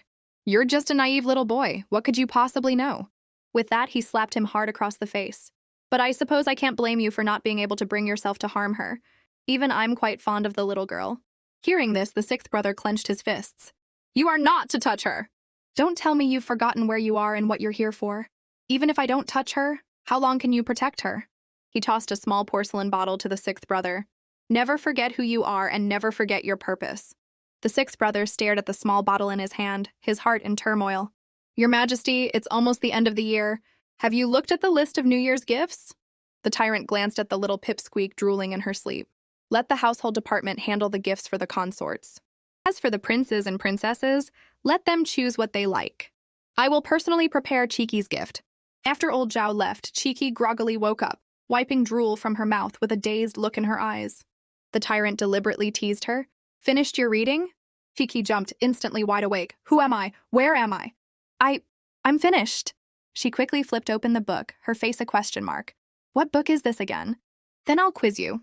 In The Debate of Kaogui, what does war is a matter of courage mean? She answered confidently, it means you need a lot of courage to fight with a teacher. And at the Hongmen banquet, what does I do not fear even death? Why would I refuse a cup of wine mean? I'm not afraid of drinking myself to death, so how could one cup of wine be enough? The tyrant almost had a heart attack. Cheeky's interpretations were certainly unique. You can go out and play. Daddy needs some quiet time. Hearing this, Cheeky happily ran out, thinking to herself that being well-read was a powerful and terrifying thing. She had just run outside when she bumped into a fuming Ye Yunchang. I was just about to go find you after seeing father. Good, now I don't have to. Let me borrow Bai. Ye Yunchang said, pulling Cheeky along with her. You have no idea. I went out to play today and got bullied by a group of little kids. It made me so mad. Cheeky's mouth twitched. You're the palace bully. It's a miracle you're not bullying others. Who would dare bully you? It's a long story. Anyway, we're taking Bai with us right now to get my revenge. Before long, the two girls and the tiger arrived at the scene of the crime. I'm telling you, I was just buying a red bean bun at the mouth of this alley when a group of little kids snatched it from me, right in public. Don't I have a reputation to maintain? So I chased them and they sicked a dog on me. If I hadn't been in disguise without my guards, I would have destroyed them. She found a stick from somewhere and handed it to Cheeky. You take this for self-defense. If they dare to hit you, you hit them back hard. I know. Diplomacy first, violence later. I won't move until they do. After getting organized, Ye Yunchang shouted into the alley, You little red bean bun thieves, get out here. I'm going to teach you a lesson. A small stone suddenly flew out of the alley and Ye Yunchang dodged it. Playing dirty? Come out if you have the guts. A few shabbily dressed kids and a dog emerged from the alley. I'm a generous princess. If you apologize, I'll let it go. Otherwise, I'll have you all thrown in jail. I'm so scared. If you're a princess, then I'm a prince. Seeing this, Cheeky also stepped forward with her wooden stick, trying to look fierce. But the kids on the other side just burst out laughing. Where did this little sprout come from? She's so short. Look, a coward and a shorty. Ha ha ha. Cheeky was furious. Imperial sister, I'm losing my self-control. She raised the wooden stick and threw it with all her might. You're the cowards! Your whole family is cowards and shorties. By a stroke of luck, it hit the lead kid right on the forehead. Duan-gay, are you okay? That shorty dared to hit you. We have to turn her into a cucumber salad. Sister, why did you hit him? He wasn't the one who stole the bun. Hey, to catch the bandits, you have to catch the king first. You look like the big brother. You should know right from wrong. You stole my sister's bun first, then sicked a dog on her. That's not right. The lead big brother stood up and faced Cheeky. So what do you want? You don't have to pay for the bun, but she has to apologize to my sister. I can make them apologize. But you just hit me. What about that? What should they do? It seemed like they were being extorted. Maybe they should just run for it? Well, how about... Cheeky stammered. Just then, Bai bared its little tiger fangs. The kids and the big black dog were terrified. Fine, the big brother sighed. He turned to the kids who had stolen the bun. Apologize. We're sorry we were wrong. But we already ate the bun, so we can't give it back. Ye Yunchang rolled her eyes haughtily. Even if you gave it back, I wouldn't want it. Besides, I'm not a stingy person who cares about money. If you had just asked nicely, I would have given it to you. She grabbed a handful of something and threw it on the ground. You can be poor, but you can't steal from others. Yeah, Duange, look, it's silver. With this, we can get medicine for little sister. They were ecstatic. That's great, little sister can be saved. Hearing this, tears welled up in Cheeky's eyes. She never knew that even in the brightest of places, there were dark corners. They were just so pitiful. Just then, Ye Yun-chang remembered something. Why don't you go to the orphanage in the capital? It's for homeless children. Hearing this, the big brother's eyes flashed with anger. He asked coldly, how do you know about the orphanage? Who are you people? Faced with his question, Ye Yun-chang took out her royal token. Cheeky tried to stop her, but it was too late. Ye Yun-chang held the token high. Who are we? Didn't I tell you before? I'm a princess. The other kids had never seen one before and only knew it was a big piece of gold, but the big brother's face changed. In that case, I can't let you go. Ye Yun-chang immediately stood in front of Cheeky on guard. I was kind enough to tell you who we are and even give you money. What are you doing? The big brother gripped his stick, his teeth clenched. All government officials deserve to die. Cheeky saw the hatred in his eyes and knew something was wrong. She immediately shouted, Bai! Hearing her call, Bai let out a series of tiger roars. The other kids turned pale with fear and the more timid ones immediately ran away. Run! Run! Ye Yun-chang's confidence returned. Hey, go bite their butts! Bai responded with a roar and charged. But the big brother didn't run. He stared straight at Bai. Just as Bai was about to pounce, he threw a handful of powder. Bai whimpered and collapsed to the ground. Cheeky's face went white and she rushed over. Ye Yun-chang's face flushed with anger. What did you do to Bai? You bad man. I'm going to have father chop off your head. The kid ignored her and calmly opened a small bottle. Pungent smell filled the air. Cheeky's vision started to blur and then everything went black. She didn't know how long she was out, but when she slowly woke up, she had been changed into ragged clothes. Seeing Ye Yun-chang tied to a post and the big brother and a little girl lying on a bed opposite them, she instantly understood. They had been kidnapped. The little girl on the bed suddenly coughed. Brother Duan, I don't want to drink anymore. The big brother patiently comforted her. Be good. You'll only get better if you drink the medicine. The little girl resignedly sat up. Achoo! Cheeky couldn't help but sneeze. Hearing the sound, the big brother turned to look at her. Well, you're up early. Cheeky's eyes were wide. What do you want? The big brother didn't answer. Instead, he reached into his clothes and pulled out a bun, offering it to Cheeky. Hungry? Cheeky's stomach was already growling. She wanted to eat it, but she was worried it might be drugged again. Seeing her hesitation, the big brother forced the bun into her hands. What? Is a pampered little princess too good for my leftovers? Hearing this, Cheeky decided to just eat it.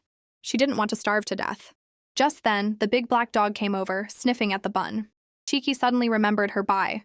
She grabbed the big brother's arm anxiously. Where's my Bai? What did you do to him? Do you want money? If you let us and Bai go, I'll have my daddy give you lots of money. He violently shook her hand off. You little princesses are born with golden spoons in your mouths. Your lives are more valuable than ours, is that it? As he spoke, he wiped the soot from his hands onto Cheeky's face. Today, you're going to go out and beg. If you dare to call for help, your sister and that big cat won't live to see another day. With that, the big brother took Cheeky to the East Street night market.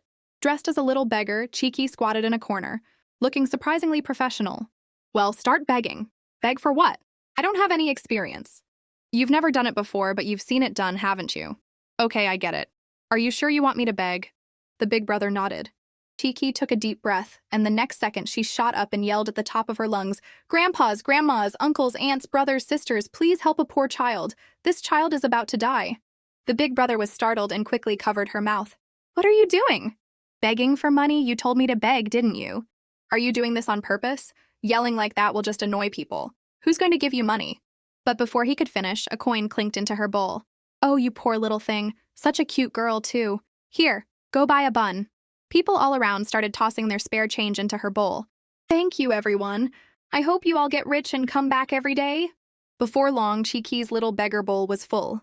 I've made you so much money. Can you let me go now? But the big brother just laughed. Do you really think I brought you here to beg for money? Kidnapping a princess is a crime punishable by the execution of my entire family. I know I'm going to die, but I'm going to take someone down with me. You're not going to take me, are you?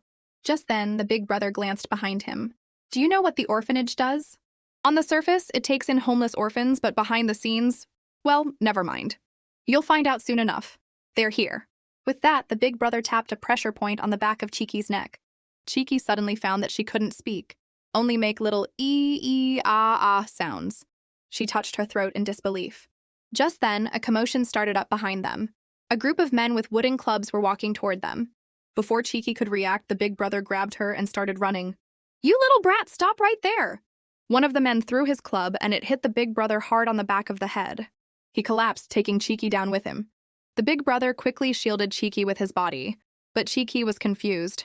If he hadn't run, those men wouldn't have noticed them. Was he doing this on purpose? The men caught up, and the one with the gold tooth kicked the big brother hard in the back. Yeah, you run now! As he was kicking him, he suddenly noticed something and gestured to his men. After they pulled the big brother away, the man with the gold tooth picked up Cheeky. Well, well, where did you find such a pretty little thing? The big brother, who had been pinned to the ground, suddenly broke free and lunged at him. Don't you touch my sister! He bit down hard on the man's hand. The man screamed in pain, but the next second he sneered. So you've got another sister? Great. Take them both back to the orphanage. Meanwhile, in a restaurant upstairs, the first prince, Ye Jingshuan, was comforting Niang Niang. What's all that noise downstairs? It's scaring Niang Niang. His friend Wen Yan replied, It's probably just some kids from the orphanage who ran away again. It happens all the time. As soon as their basic needs are met, they start thinking about running off. Just then, a guard entered and whispered something in the first prince's ear. The man who had been calm and collected suddenly stood up, his eyes cold as he looked out the window. Meanwhile, at the orphanage, the man with the gold tooth pinched Cheeky's cheek. So pretty, but she's a mute. Oh well, some rich men have a taste for that sort of thing. Cheeky then understood. The orphanage was secretly a front for this kind of business. Just then, one of his men shouted from outside, Goldtooth, we have an important guest. If there's a guest, why are you all just standing at the door? Get in there and serve him. Goldtooth inside. What is it? What are you so scared of? The man with the gold tooth impatiently walked inside. He was immediately greeted by the roars of a large and a small tiger. He was so scared his legs gave out and he almost wet himself. After composing himself, he looked at the regal man standing next to the tigers and cautiously approached him. You must have heard about the orphanage's business, sir, and that's why you've come so late at night. What kind of taste do you have? The man's cold eyes were terrifying. What kind do you have here? Hearing this, the man with the gold tooth said obsequiously, We have all kinds. Whatever you want, we can get it for you, and the government will never find out. After all, a few missing kids now and then is no big deal. We can just make up an excuse. Clang! The man slammed his teacup on the table. The next second, a large group of Imperial guards rushed in. Before the man with the gold tooth could react, the captain of the guards knelt respectfully before the tyrant. At your service, your majesty! The man with the gold tooth was completely stunned. He collapsed to the floor, staring at the man in terror. Just then, the sixth brother walked in from outside, carrying Cheeky. When the little girl saw her father daddy, she burst into tears. The tyrant took the little girl from his son's arms, his heart aching at the sight of her dirty face. It's daddy's fault. I accidentally lost you. I'm so sorry. After comforting the little girl, the tyrant had his son take her outside. He didn't want her to see what was about to happen. As soon as they were out the door, the tyrant's roar echoed from inside. Pull him! The room was filled with the roars of tigers and the screams of the man with the gold tooth. The sixth brother quickly covered Cheeky's ears. Feeling the little girl still sobbing, he said softly, It's okay. I'm here. I'm so glad I found you. After a while, when Cheeky could speak again, she asked him, Who was the other tiger in the room besides Bai? That's a white tiger father has raised for many years. It's Bai's father. Hearing this, Cheeky was surprised. Not that Bai had a father, but that the sixth brother had referred to the tyrant so casually. The sixth brother saw her surprise. Don't ask, don't speak. Even if you did, no one would believe you. Okay then. Cheeky leaned back against his shoulder. As soon as they left the orphanage, the third princess rushed over to them. Imperial sister, Cheeky whimpered. Let me see, are you hurt? Did they hit you? Does anything hurt? No one hit me. I'm just a little dirty. Cheeky rolled up her sleeve to show her. Seeing that Cheeky was okay, the third princess couldn't hold back her tears and hugged her tightly. You scared me to death. I'm so glad you're okay. Otherwise, I would have made everyone here pay with their lives. Imperial sister. There, don't cry. Ahem. I got a little carried away. Let me wipe your face. You've got snot all over. The two little pipsqueaks suddenly burst out laughing. But a second later, the third princess's expression turned fierce again. Don't think I'll let you off the hook just because you let me go. It's okay, Imperial sister. He had his reasons. He's not a bad guy. I don't care. He didn't have the guts to expose them himself, so he used you. What if you had really... What? Is a princess's life more valuable than a commoner's? The big brother's sudden question made the two sisters freeze. My own sister was only 8 years old when that monster tortured her to death, and in the end, they just said she died of an illness and got away with it. His words were like daggers, and even the third princess felt a pang of sympathy. You call me a coward who used someone else to do my dirty work? But when justice is blind, do you think I didn't fight back? You tell me what's black and what's white. If it weren't for my plan today, how would you have known about the horrors of this orphanage? The third princess was speechless. Cheeky spoke up softly. Your story is tragic, but that's no excuse for committing a crime. Although we learned about the orphanage's dark dealings because of you, the court had already noticed something was wrong and was sending people to investigate. Impossible, the court has never cared about us commoners. You complain that justice is blind, but have you ever tried to trust the court? Young Master Dwan. Everyone looked up and saw the ninth prince, Yamohan. He first ruffled the little girl's hair. Ninth uncle is here. Nanan has been through a lot. He then continued. Regarding the death of your father, General Duan, no matter how much you hate the court, the fact that he colluded with the enemy is undeniable. His Majesty, in consideration of his past merits, spared his children. That is already a great kindness. My father would never betray the country. Since they were unharmed, I will ask His Majesty to spare your life. However, you cannot escape the law. Just then, groups of children were escorted out of the orphanage by the Imperial guards. The big brother watched them with guilt. He had only meant to deal with the man with the gold tooth, but now that the orphanage was gone, they had nowhere to go and would likely be sold to brothels. Don't worry, the orphanage will be rebuilt. The court will pay for these children's upbringing, education, and civil service exams. They will be no different from anyone else. The big brother burst into tears. The emperor was really willing to save these children? Of course. Father Daddy's word is his bond. All this time, the big brother had hated the court, hated the emperor. But at this moment, he finally let go of his anger. Cheeky also smiled. The process had been rough, but the ending wasn't so bad. Just then, the first prince also came over to comfort the little girl. Cheeky suddenly felt so happy. Everyone had come. It was a full family reunion. Big hands holding little hands, happiness forever. The tyrant took Cheeky's hand, his face full of affection. Let's go home. As soon as they got back to the palace, Awan burst into tears. My little princess, you've suffered so much. Look at you, you're so dirty. You don't know. But while you were gone, His Majesty didn't even attend morning court. Cheeky thought, oh no, the tyrant is definitely going to punish me. 28 minutes later, the little girl was finally clean. She walked into the room and saw the tyrant sitting on the soft couch. She immediately ran over and threw herself into his arms. Come, let me see if you're hurt. After checking her face, he rolled up her sleeves to check her arms, his voice serious. This is the second time. Seeing the tyrant was about to get angry, Cheeky immediately started to act cute. I was wrong. I'll never do it again. But this time, the tyrant didn't fall for it. Don't think I don't know you're trying to get away with it. Cheeky laughed awkwardly. Then I promise, if it happens again, You'll what? I'll do extra lessons with you, Father Daddy, for 2 whole months. You said it yourself. Cheeky nodded quickly. Third time's the charm, I know. So, what's going to happen with the orphanage? Everyone involved, whether they were the mastermind or an accomplice, will be executed. But this case involves a lot of people, so we need to investigate it thoroughly first. What about Duan Shiling? What will happen to him? He should be executed. Really? But he was just trying to expose the orphanage's crimes. He was forced to, so he can ignore the law and kidnap my daughter? For a country to be stable, the law must be upheld. Although he exposed the orphanage's crimes, what if everyone followed his example? This time, you were lucky to be unharmed. If his plan had gone wrong, do you think I would have let him go? But I'm fine, right? And ninth uncle already promised him.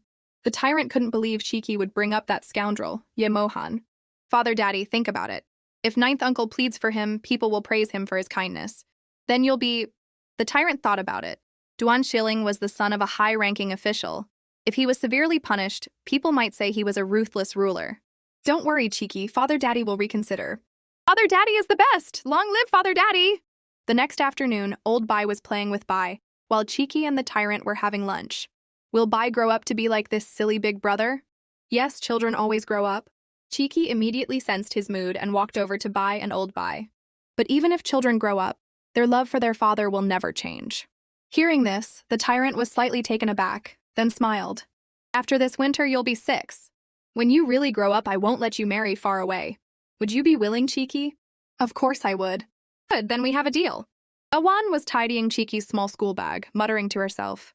Don't worry, Sister Awan. The trip to Jingfan Temple is a school tradition. Besides, my sister and 6th brother are going too. I'll be fine. I know. With the 6th prince there, I'm not worried. But before they could even reach the gate, the 1st prince blocked their path. Cheeky looked up, still a little scared. First brother. Are you going out, Cheeky? To Jingfan Temple? You're still so young, and you can't bring a maid. Who will take care of you? Did father approve? He did. My sister and sixth brother are coming too. Did you need something from me, first brother? I was just passing by and thought I'd check on you. Mainly, Niang Niang misses you. The sixth brother, who was standing nearby, couldn't listen to his excuses anymore. He grabbed the little girl's hand. First brother, it's getting late. The others are waiting for us at the gate. The first prince ruffled Cheeky's hair. The spring wind is chilly, remember to wear more clothes. Don't play too much, and be careful on the road. Cheeky nodded, confused. The usually cold and distant first prince was acting so strange today. Did he eat something weird? The sixth brother practically dragged Cheeky away. She waved goodbye. First brother, we're leaving now. The first prince looked a little sad. Niang Niang. Niang Niang, she's never called me brother. Is it because I don't look friendly? But as soon as they left the courtyard, they saw a carriage. Old Three poked her head out. Cheeky, my darling, your sister is here to pick you up. Go on, you can ride with her. I'll follow on horseback. Why aren't you riding in the carriage, sixth brother? I'm not used to it. He glanced at Old Three. What are you looking at? Old Three glared back. I just saw the first prince in your courtyard. Was he mean to you? No, he was nice. You think he's nice? How nice? Like marriage material nice? Just then, the carriage curtain was suddenly thrown open, and the two sisters looked over. Seeing Old Six coming in, Old Three asked, Sixth brother, are you going to ride with us? Please say no, she prayed silently. But as expected, the sixth brother sat down. My horse suddenly got sick. I have no choice but to ride with you. I don't believe you for a second. Your horse just had to get sick right at this moment?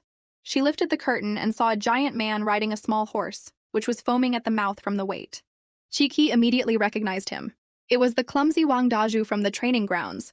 Little Pipsqueak, I think I just heard you say something about marriage material. Meanwhile, the tyrant had been busy with state affairs. Desheng, I didn't see the little Pipsqueak off today. Was she upset?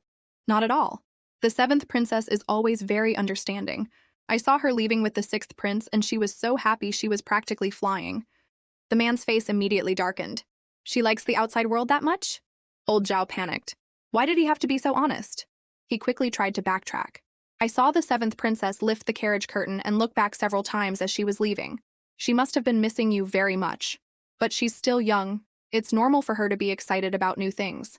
It wasn't until she ate the candied hawthorns the ninth prince gave her at the palace gate that she smiled a few times. The man, who had just started to feel better, immediately turned gloomy again. Where is that Ye Mohan guy now? I had him handle the military funds for the Southwest. Is he finished? Old Zhao flinched again. Your Majesty, didn't the ninth prince submit a report last night? You even approved it. Then tell him I have something urgent for him. Have him come here now. Yes, Your Majesty. But the ninth prince can't come. Is he dead? No. He went with the school to Jingfan Temple. What? That guy went to steal my precious baby again. Meanwhile, after half a day's journey, the carriage finally stopped. The groggy Cheeky was woken up by her sixth brother. The little girl rubbed her eyes. Where's Imperial sister? She couldn't wait and already got out. After getting out of the carriage, she was greeted by a flight of 1,000 stairs. At the top of the stairs was a magnificent temple that seemed to reach the clouds. We have to walk up all that? With no other choice, Cheeky started climbing the stairs on her short legs. It was obvious she was struggling. The sixth brother was about to offer to carry her when a figure shot past him and scooped up the little darling. Nanan, why didn't you wait for your ninth uncle? Seeing who it was, Cheeky happily hugged his neck. The sixth brother, standing nearby, was completely stunned. Yemohan looked at him with a mischievous glint in his eye. What? Does little Six want uncle to carry him too? Who are you calling little Six? But then an idea came to him and he smiled. Since you've offered, how could I refuse? Uncle, I want a hug. He held out his arms. Are you tired, ninth uncle? The little pipsqueak asked sweetly. Not at all, Yemohan said through gritted teeth, sweat dripping down his forehead. Finally, he stumbled up the last step, silently praying for his old back. After he put them down, Cheeky took out a handkerchief and wiped his sweat. So, Nanan, isn't your uncle much stronger than your father-daddy, who just sits in the palace all day? Achoo! Achoo! Back in the palace, the tyrant sneezed several times in a row. Your Majesty, should I summon the Imperial physician? No need. Announce that I will be leaving the palace in a few days for an inspection tour. That night, in a meditation room at Jingfan Temple, Cheeky had just fallen asleep when she heard Old Three's soft whisper. She instinctively rubbed her eyes. Imperial sister, why are you still awake? Shh! The food at this temple is so bland, it's either cabbage or tofu. Get up, I'll take you to get something good to eat. Cheeky quickly got dressed, and the two of them tiptoed out of the room. Old Three led her to the back mountain, where the sixth brother and the others were having a secret barbecue. Wang Daju turned and handed her a chicken leg. Seventh princess, come eat this. But just as Cheeky reached for it, the chicken leg was snatched away. Cheeky, eat this meat skewer I grilled. The chicken leg is a bit spicy. His sudden attentiveness was a little strange to Cheeky. But the next second she was captivated by the meat skewer and started gobbling it down. Just then, Heejing said, I was wondering why Sheng Ge wasn't eating. Turns out he was saving it for his sister. As soon as he finished speaking, Old Three whacked him on the head a few times. What? Is he the only one who's nice to Cheeky? Am I not nice to her? Are you blind? Third princess, spare me. By the way, sixth brother, how did you learn to grill this? The food at this temple is too plain. You're all still growing, you need to eat nutritious food, so I learned how to do it. If it weren't for you little pipsqueaks, I wouldn't be doing such menial work. It's true. You're a prince. Unlike me, who grew up in the cold palace and had to do everything myself. But things are better now. Father, uncle, my brothers, and my sister are all so good to me. I wish it could always be like this. As she spoke, Cheeky's expression became sad. Thinking about the brothers turning against each other and the family feuds in the original story made her feel a little down. The sixth brother, thinking she was remembering her life in the cold palace, said softly, Don't worry. As long as I'm here, I'll protect you. Yes, since she couldn't change the future, she should live in the present and cherish what she had. Cheeky, look at the sky. Wow. She looked up and saw a sky full of stars, their light illuminating the dark night. You can probably only see a starry sky this beautiful in ancient times. I mean outside the palace. Yes, outside the palace. You've rarely been out, so of course you've never seen it. Have you seen a starry sky like this before, sixth brother? The sixth brother looked a little sad. I used to see it often when I was a child, but I haven't had the chance since. Cheeky was slightly taken aback. How did he see it when he was a child? Did he sneak out of the palace like her? Seeing her confused expression, he said, You'll find out in the future. It's late now. I'll take you back. The sixth brother had just taken the little pipsqueak for a secret barbecue when they were caught red-handed by the ninth prince. What are you all doing on the back mountain so late at night? Everyone was startled to see Ye Mohan. Ninth! Ninth! Ninth prince! I just remembered I have to go pee. Well, I don't think he knows how. I'll go teach him. With that, Heejing and Wang Daju scrambled away. Ye Mohan was speechless. What was that all about? It's not like I was going to spank them. Nanan, get your ninth uncle a chicken leg. The sixth brother grumbled. How did you find us here, uncle? I woke up in the middle of the night and smelled meat. I figured you little rascals were having a feast without me. The sixth brother pulled Cheeky into his arms and teased. We were just thinking about how hard it was for you to carry me and Cheeky up the mountain. We were afraid you'd be too tired to stand up straight, so we wanted you to get more rest. You little brat, you dare to mock me? I'll scare you to death. The night is so beautiful, it's boring to just sit here. How about I tell you a bedtime story? Okay. Tell us. The three little pipsqueaks looked at him with anticipation. A long time ago, a woman beat the drum of injustice at the county yamen. Her husband was a handyman at the yamen, and a few days ago he had said some strange things and then disappeared. The woman couldn't find him anywhere, so she had no choice but to seek help. Was it because he had stumbled upon a case of bribery and murder at the yamen? The woman was shocked. How did you know? Because your husband stumbled upon my secret. Do you think I could let him live? The magistrate then said to the woman, When you were beating the drum of injustice just now, did you not see your husband's birthmark on the drumhead? Cheeky shivered. The magistrate used the woman's husband's skin to make the drum? The sixth brother quickly covered Cheeky's ears. Uncle, why are you scaring her? Just then, the third princess, who was sitting next to them, suddenly stood up. Her face was pale. It's late. Cheeky and I are going back to bed. Ye Mohan laughed. I thought you were so brave. You're already scared? I'm not scared. I'm sleepy. Yes, I'm sleepy. Then you go first, Imperial sister. I'll take Cheeky back later. The third princess wanted to say more, but for some reason, the sixth brother's eyes were very dark at that moment. Okay then, you watch her. Don't let her get lost. After she left, he also took Cheeky's hand to leave. Sixth brother, why are we taking the small path? Don't you think the scenery on the forest path is better than the main road? Suddenly, she heard a rustling sound. She screamed. Sixth brother, there's something moving in the bushes. I think it's a snake. The sixth brother deliberately teased her. So are you more afraid of snakes or the drum made of human skin? Hearing this, Cheeky buried her head in his chest. The sixth brother was delighted and simply picked up the little girl. By the way, the decree for Duan Shiling came down this morning. His life was spared, but he's been exiled 1,000 miles away. That far? What, are you sad to see him go? Cheeky quickly shook her head. No. You're very kind to forgive even the person who kidnapped you. If you were a boy, father would probably make you the crown prince and heir to the throne. Isn't that obvious? If I were a boy, you guys wouldn't even have a chance. What are you mumbling about? Nothing, nothing, just saying you're handsome. But did you have some kind of feud with Father Daddy in the past? You don't seem to like him, and you even call him by his name behind his back. It's all in the past. It has nothing to do with you, so you don't need to know. Cheeky fell silent. It seemed her guess was right. His illness, the terrifying marks on his face, were probably related to this. As she was thinking, the sixth brother suddenly popped a piece of candy into her mouth. I was a bit harsh just now. You've eaten my candy, so you can't be mad at me anymore. Cheeky blinked her big eyes. Yummy! Yummy! Candy from the palace? No, only I have this candy. He then took her hand again and stammered, his face turning red. You are not to look at anyone else like that in the future. You know, with your eyes blinking like that. I know, can I have another piece of candy, sixth brother? Just one, please? A short while later, the sixth brother had brought Cheeky to the door of her meditation room. Go on in. Thank you for walking me back, sixth brother. Good night. The young man's heart warmed. He knew he shouldn't have any attachments, but for some reason this little girl always managed to pull at his heartstrings.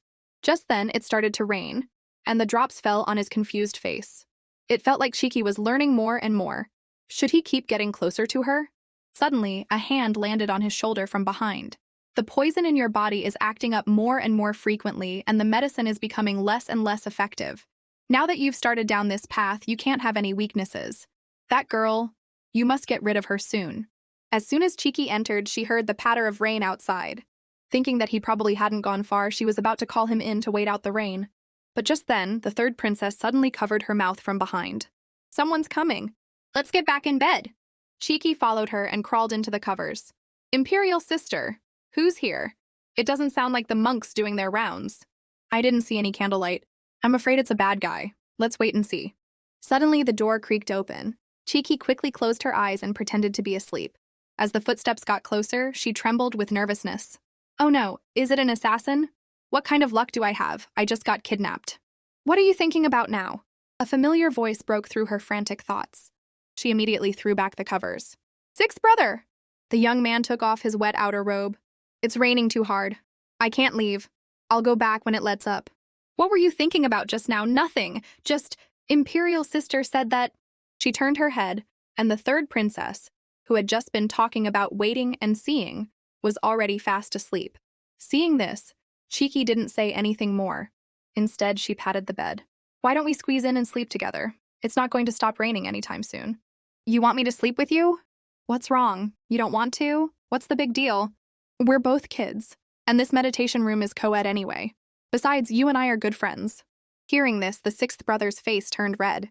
You're saying you and I are good friends? Of course we are, she thought. We're allies after all. Cheeky then tidied up his clothes, pulled him onto the bed, tucked him in, and then crawled in herself, even saying, good night. The sixth brother was so nervous he didn't dare to move. After her breathing had evened out, he turned his head slightly to look at her. He couldn't believe this little girl trusted him so much. He was so close, he could kill her with a flick of his finger, yet she had no defenses at all. Just then, the sleeping Cheeky suddenly hugged his arm and started smacking her lips. Heh heh, what a big chicken leg. Oh well, even though the masked man was right, he still couldn't bring himself to hurt her. He took another piece of candy from his pouch. He gently placed it in her mouth. I've lost to you, you little fool. A short while later, the sixth brother also drifted off to sleep. But Cheeky suddenly opened her eyes, her heart pounding. She was lucky she was so clever, otherwise she would have been a goner. It seemed he didn't completely trust her yet. But that candy was really good. The next morning, all the students gathered in the main hall to listen to the abbot chant scriptures. As she listened, Cheeky started to get sleepy. Just then, the third princess leaned over and whispered, Little sister Cheeky, do me a favor. She pointed to the side. See that young man in the green robes? The groggy little girl followed her finger. Which one? The most handsome one. He's the eldest son of the Duke. He's cold and distant and doesn't like to talk to people. They call him Beauty Song. I came here just for him. Cheeky, my darling, you have to help me. I wrote a letter. Can you give it to him for me later? After class, the third princess pulled Cheeky along and they secretly followed Song Yucheng. Cheeky, go now. He's alone.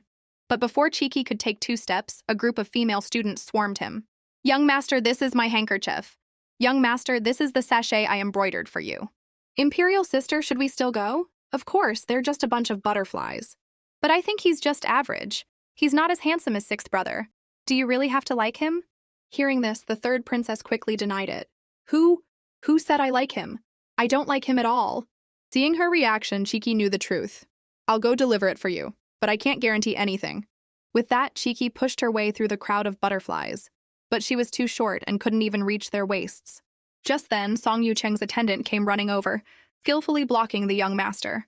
Please, you can give your things to me, my young master. While the attendant was dealing with the butterflies, Cheeky snuck up behind Song Yucheng and poked him. But when he turned around, he couldn't see anyone. The little girl got annoyed. Where are you looking? Down here, I'm down here, who are you? Cheeky was about to hand him the letter when the attendant laughed. Young master, you're a hit with all ages now. Even a little doll is trying to get your attention. Take it away, I don't want it. Ah, you're pretty arrogant, aren't you? Cheeky was about to turn and leave, but she remembered how much this meant to her sister. If she couldn't deliver the letter, she would be heartbroken. If you don't want to read it, you can just take it. My sister. But Song Yucheng cut her off again. No, you're not my type. He then looked Cheeky up and down. You're too short. We're not a good match. You can refuse the letter, but you don't have to get personal. I'm just telling the truth. If you're really interested, come back when you're taller. Cheeky felt like she'd just been insulted. This arrogant, conceited ancient man. But as Song Yucheng turned to leave, someone blocked his path. Apologize. You shorty, apologize to my friend? Song Yucheng said calmly. Why should I? You are not to call her short. She's not short, she's cute. Seeing Wang Dazhu, Cheeky immediately ran over and took his hand. Thank you, Dazhu. Song Yucheng sneered. Do you know who I am? Are you sure you want to go against me? Hearing this, Cheeky whispered his identity to Dazhu. Just as Song Yucheng was smugly preparing to leave, Dazhu grabbed him. I don't care who you are not to bully her. If you want to get revenge on me later, I, Wang Dazhu, will take it. But today, if you don't apologize to her, you're not leaving. Fine, Wang Dazhu, is it? I'll remember you. He reluctantly bowed to Cheeky. I was rude. Please forgive me, young lady. The big guy and the little darling exchanged a smile. This letter is from my sister. You can do whatever you want with it, but I have to complete my mission. Also, even though my sister likes you, you're not my type. She then happily walked away with Dazhu. Just then, Ye Mohan also came out of the main hall and overheard some of the female students gossiping. A little girl just gave the young master a love letter. Yeah, and I think he called her short. And she said something about him not being her type. Little girl? Love letter? The more Ye Mohan thought about it, the more it sounded like Cheeky. Impossible, she's still a little girl. He shook his head and decided to go find her and ask. He could even help her if she needed it. But as he turned, he saw a familiar figure. The tyrant's face was as dark as a thundercloud. Old Zhao was sweating behind him. The tyrant stared coldly at the young man in front of him. Who is that? Your Majesty, that is the eldest son of the Duke, Song Yucheng. Go tell that Song guy to keep his son in check. Tell him to stop coming out and flirting. After delivering the love letter for her sister, Cheeky and Ye Yunchang went back to their meditation room. But she had a bad feeling. There was something off about Song Yucheng, and she felt like she had heard his name somewhere before. Ye Yunchang, on the other hand, was completely lovesick. Do you like him that much, Imperial sister? I think he's just average, and he has a bad temper. You're still young, you don't understand love. It was love at first sight for me. The first time I saw him, I wanted him to be my husband. Hearing the word husband, Cheeky suddenly remembered. She finally knew why Song Yucheng's name sounded so familiar. In the original story, the 16-year-old Ye Yunchang begged the tyrant to let her marry him. To marry him, she gave up everything. But on their wedding night, he revealed his true colors. He already had a lover and had only married her for her wealth and status. After she gave birth, he brought his lover into their home to raise her child. And in the end, to save his lover, he personally took Ye Yunchang's heart's blood to use as medicine, causing her to die with a broken heart. At that time, the entire northern lands was in a state of war, and no one paid any attention to what was happening in the prince consort's estate. Cheeky clenched her little fists. She had to change her sister's tragic fate. She had to protect her. Seeing Cheeky's serious expression, Ye Yunchang was confused. What's wrong?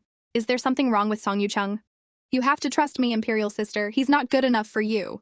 He's the Duke's eldest son. He's noble and handsome. How is he not good enough for me? Imperial sister, think about it. You should be happy. You don't have to give up the entire forest for one tree. Ye Yunchang was confused. The idea was too modern for her. Cheeky continued to brainwash her. I mean, you don't have to give up a group of men for just one man. In the future, I'm going to have many husbands. No ugly, short, fat, or skinny ones, only handsome ones. 10 or 8 is not too few, 50 or 100 is not too many. But won't people say I'm unchaste? Heh, why would they? Look at father, he has so many wives. Does anyone say he's unfaithful? Ye Yuncheng's eyes lit up. You have a point. In the future, we'll be two happy little freeloaders. And when we want to get married, we'll have father find us the most handsome men in the world. If he can't find any, we'll have ninth uncle find them. And if he can't, there's still first brother, second brother, and sixth brother. Thinking about being surrounded by handsome men, the two of them couldn't wait to grow up. Just then, the tyrant spoke from the doorway. You're going to grow up to be two happy little freeloaders? The two of them, who had been lost in their fantasies, snapped back to reality. The tyrant walked over to them, his face dark. And besides being freeloaders, you're also going to have many handsome husbands? Ye Yunchang instinctively tugged on the little girl's sleeve, but Cheeky was even more of a coward and tried to hide behind her. The next second, the little girl was lifted up by the back of her collar. What did you just say? Say it again for father. Cheeky burst into tears. Father, Daddy, I was wrong. I'll never do it again. Stop crying, no crying. Tell me what you did wrong. I shouldn't have been talking nonsense with my sister. I shouldn't have just wanted to be a happy little freeloader. I shouldn't have been so boy crazy. Silence, you dare to say that. You're so young, what do you know about being boy crazy? No, I didn't say anything. I don't know anything. Ye Yunchang, standing nearby, didn't dare to breathe. All she could think was, I want to escape. But the next second, the tyrant's gaze fell on her. You, get over here too! It seems I've been too lenient with you all. Today, I'm going to teach you a lesson. Hearing this, Ye Mohan quickly came over to reason with him. Cheeky is still so young. It must have been the older one who led the younger one astray. Just punish Yunchang. My God, ninth uncle, are you even human? The tyrant nodded in agreement. The older one leading the younger one astray, that makes sense. Then you can go kneel over there too and be punished with them. A short while later, the man was sitting in a chair with a cold expression, sipping his tea and occasionally glancing at the group in front of him. A large and two small figures were diligently writing lines. Cheeky was frantically copying from everyone around her. An hour later, Cheeky timidly handed her work to the tyrant. You call this an inspection? You sure are good at copying. Your handwriting is terrible, and you even copied the name Ye Yunchang. Ye Mohan was hiding his face and snickering behind them. Forget it. I'm sure you won't do it again. You and Yunchang can go back to bed now. He then turned to Ye Mohan. You can leave too. What? I wrote for so long and you're not even going to look at it? The tyrant smiled smugly. I have to go tuck my daughter in. Ye Mohan couldn't take it anymore. Do the ministers in the palace know you've left without permission? I'm sure those scholars will be gossiping again. I'm on an inspection tour. Ye Mohan had to laugh. An inspection tour all the way to Jingfan Temple? Is it because of Cheeky? My business is none of your concern. You just mind your own business. Don't think I don't know you're trying to steal my precious baby. At that moment, Cheeky was pretending to be asleep, afraid the tyrant would come and continue to scold her. But the tyrant just smiled when he saw her wrapped up like a little burrito. He said softly, Cheeky, my darling, are you asleep? When there was no response, he continued, You've grown up. You're taller and chubbier than when I first saw you. Hearing this, Cheeky peeked out. Does Cheeky really want many husbands? When you get married, will you have to leave Daddy? Cheeky then realized that the tyrant had been angry because he was afraid of losing her. The old father got more and more emotional as he spoke and gently hugged the little girl. Does our promise not count anymore? A little head popped out from under the covers. It counts! Even when I grow up and get married, I won't leave you. I'll live in the palace and have you take care of me. You're such a little liar. Then let's pinky swear. Pinky swear for 100 years no changing. The tyrant finally smiled. The sixth brother bowed to the tyrant. Your son greets father. The smile on the man's face vanished. Tingcheng, you're here. Did you come to Jingfan Temple on an inspection tour, father? He felt so tired. Why was everyone so concerned about this? He cleared his throat. Do you need something? If so, just say it. I happened to overhear that Cheeky sent a love letter to someone today. I wonder if it's true. The tyrant was delighted. Someone else had come to deal with this little girl. Well, Cheeky, you can explain it to your brother. I have some things to take care of. Cheeky couldn't believe it. The father who had just been so sentimental had just abandoned her without a second thought. It was true what they said. You can't rely on men. The sixth brother slowly sat down on the edge of the bed. All right, let's hear your performance. Well, what should I say? You're not going to talk? Cheeky had no choice but to sell out her sister. Actually, I wasn't sending a love letter for myself. It was because my sister has a crush on the Duke's eldest son. Cheeky rambled on and on. Half an hour later, the sixth brother poured her a glass of water. So why are you so sure Song Yucheng is not a good match for her? And you said he has a white moonlight? How do you know so much about him? Cheeky spit out the water she had just drunk. It was one thing after another. He just wouldn't let it go. She couldn't very well say she had read it in a novel before she transmigrated. Could she? And after observing him for a while, it was clear that although he was strange, he was a native of this ancient world. He probably wouldn't believe her. So the little pipsqueak started to spin a tale. I just got a bad feeling from his face. And I heard that the Duke's estate started to decline after he was born, so he must be bad luck. And he's got shifty eyes, a small brain, and not enough oxygen to his brain. Cheeky spewed out a string of 4-character idioms, leaving the sixth brother completely confused. Anyway, he's definitely not right for my sister. Sixth brother, let's work together to break them up. The sixth brother, whose hand was being held by Cheeky, blushed. Fine, I'll help you. Cheeky was surprised he agreed so quickly, and then she realized she was holding his hand. After an awkward silence, he spoke first. Ye Yunchang won't be getting married for a while. We can slowly drive a wedge between them. That's true, she's only 13, so it's still early. Hey, when she's old enough, if she still wants to marry him, we'll just have father-daddy exile him to the border. And how old are you this year? 6? So you're only 6. I thought you were already a grown-up. What? Have you ever seen a grown-up who's only a little over 3 feet tall? If you're not a grown-up, then why are you already thinking about choosing a husband? The little girl instinctively grabbed a pillow and held it in front of her, afraid he was about to hit her. Who told you that? The sixth brother smiled. If I want to know something about you, I can find out any time. Now tell me, how many husbands do you want in the future? Cheeky quickly held up one finger. 1! Just 1! Is that okay? But even after she said it, he was still smiling that creepy smile. Cheeky thought, oh no, he's obsessed with his sister. It seems that answer wasn't good enough. No, I don't want any. I only want you, sixth brother. What are you talking about? What do you mean you only want me? Cheeky's big eyes blinked. I said Silence. Cheeky felt wronged. She hadn't said anything out of line. What was wrong with him now? You're so young. You are not to talk about husbands anymore. You're the one who brought it up, she muttered.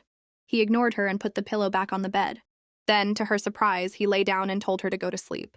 Sixth brother, don't you have your own meditation room to sleep in? Can I have trouble sleeping in a strange bed? I just got used to sleeping here yesterday. I don't want to move. Do you have a problem with that? No, you sleep. Be my guest. Heh. She hugged his arm. I like sleeping with you too. Why do you like it? Because you smell nice. With that, her little hand started to explore his body. What are you doing? Ha-da, this is the smell. Only you have this candy smell. The little pipsqueak was happily munching away, and the young man looked at the little glutton with affection. But the next second, Cheeky suddenly clapped a hand over her mouth in horror. What's wrong? Did you choke? No, it's my tooth. I think it's about to fall out. Cheeky opened her little mouth and obediently let him look. You're at the age where you're losing your baby teeth. You just ate candy, which loosened it. I'll just pull it out for you now. He took out a handkerchief and started wiping his hands. No, it's okay. You don't have to trouble yourself. I'll just wait for it to fall out on its own. Seeing her cute, scared expression, the sixth brother laughed. All right, I won't pull your tooth. Come here, have some candy. Hearing that she could have more candy, the little pipsqueak immediately stopped crying. Yummy, this malt candy is so good. Hurry up and eat. I have more when you're done. Cheeky felt something was off. Hurry up and eat, I have more. That sounded strangely familiar. Sure enough, crack, Cheeky froze. Her little hand flew to her mouth. She spit out the malt candy, along with her tooth. The sixth brother looked triumphant, but Cheeky was in mourning for her lost tooth. A short while later, he took her to the riverbank. When you lose a tooth, you have to throw it in the water so the new one will grow in better. Cheeky closed her eyes and reluctantly threw her tooth into the river. She turned and glared at him. You meanie! You tricked me out of the tooth I've had for 6 years. All right, the new one will grow in soon. It's late, let's go back to bed. Cheeky looked at him under the night sky. He was surprisingly handsome. Oh well, since he was so good-looking, she would forgive him? The next afternoon at the cafeteria, Old Three was teasing the little pipsqueak. I heard you lost a tooth. Not only is your tooth gone, but your secret stash of candy was also confiscated by sixth brother. Seeing Cheeky was unhappy, Daju tried to cheer her up. Little darling Cheeky, guess what I have in my hand? If you guess right, I'll give you both pieces of candy. I guess you have 2 pieces of candy in your hand. Daju scratched his head, looking simple and honest. You're so smart, Cheeky. The little pipsqueak was overjoyed with her candy. What do you have in your hand? Heh. Cheeky held up the malt candy proudly. Dazu gave it to me. All confiscated. The sixth brother took the candy from her. You've already lost a tooth and you're still not being careful. You're such a handful. He then took her bowl. Eat this tofu. All the students have to clean the temple today. Finish your food and go to the library. That afternoon, on the 3rd floor of the library, Chiki and Daju were assigned to a group together. The little girl sighed. My candy is gone, and I still have to do chores. Daju comforted her. I can do it all by myself later. No way, I may be short, but I'm loyal. Who said you're short? Little darling Chiki is not short at all. He then lifted her onto his shoulders. You're the tallest person when you're on my shoulders, and you can reach the places I can't. Chiki started to get into it. There's a spider web here, a little to the left, no, to the right, a little more. Stay away from me. A roar came from around the corner. The big and the small peeked around the corner. They peeked out and saw a little girl with a feather duster, stammering as she spoke to the sixth brother. Chiki said with disgust. I was wondering who it was. Turns out it's this old six. Little darling Chiki, should we go say hi? No way. She turned and walked away. He took my candy earlier. The little girl gathered her courage. Sixth Prince, I've admired you ever since I was at White Deer Academy. I came all the way to Jingfan Temple just to see you. The sixth brother was completely unfazed by her confession. I've really admired you for a long time. I've been in love with you ever since I first saw you. The sixth brother roughly shook her hand off and smiled wickedly. You say you admire me? Yes. I know I'm not good enough for you, but I would be happy to be just a concubine. Is that so? Then are you sure the person you saw back then was me? Meanwhile, Chiki had gone back to dusting the bookshelves, and even the clumsy Daju could tell she was angry. Little darling Chiki, are you unhappy because the sixth prince was talking to another girl? No, don't say that. What does it have to do with me who he talks to? I'm mad because... What was she mad about? He hadn't really done anything wrong. Oh, whatever, I'm trying to avoid him anyway. Besides, he's not my only brother. Do you have any more candy? Give it all to me. I want candy. But isn't your tooth hurting? Chiki didn't care and popped a piece in her mouth. I'm just at the age where I'm losing my baby teeth. I'll lose them whether I eat candy or not. Daju had a look of pure confusion. I don't get it, but whatever little darling Chiki says must be right. You eat this? I'll go get 2 more buckets of water. The little girl was bored by herself, so she started looking around. She suddenly thought, with all these books here, I wonder if there's a military strategy book for sixth brother. What am I thinking? Why am I thinking about that old six again? As she shook her head, Chiki suddenly saw The Four Kingdoms' Art of War. She wanted to get it down, but she couldn't reach it. Just as she was getting frustrated, a hand reached out and took the book down for her.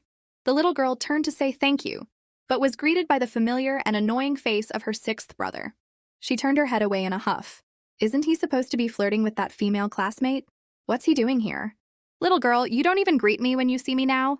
Are you angry? Chiki pouted and mumbled. But the sixth brother just smirked. Am I interrupting your anger? Then you should get back to cleaning. Chiki exploded. He took my candy, tricked me out of my tooth, flirted with a female classmate, and now he's pretending to be nice and get a book for me. After looking at it, he said smugly, Were you getting this book for me? No, I was getting it for someone else. Then who were you getting it for? It's none of your business, as long as it's not for you. Hearing this, the sixth brother threw the book on the floor. Was it for your big Dazugege? In your eyes, he's better than me, right? Well, you have so many brothers anyway. You won't miss one more. Chiki's heart suddenly clenched. Oh no, he heard what she said earlier. She quickly tried to explain. No, it's not like that. Then what is it like? You won't call me brother, you won't give me the book. You must hate me and want someone else, right? The little girl panicked. No, I don't want anyone else. I only want you, sixth brother. He left her with a think about it, and turned and walked away.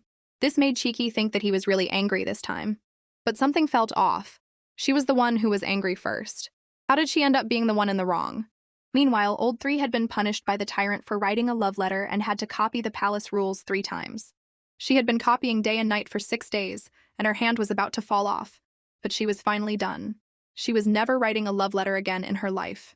The tyrant gave her a long lecture, which was only interrupted when Zhao Gonggong came in with a box of memorials. Didn't I say I was on an inspection tour?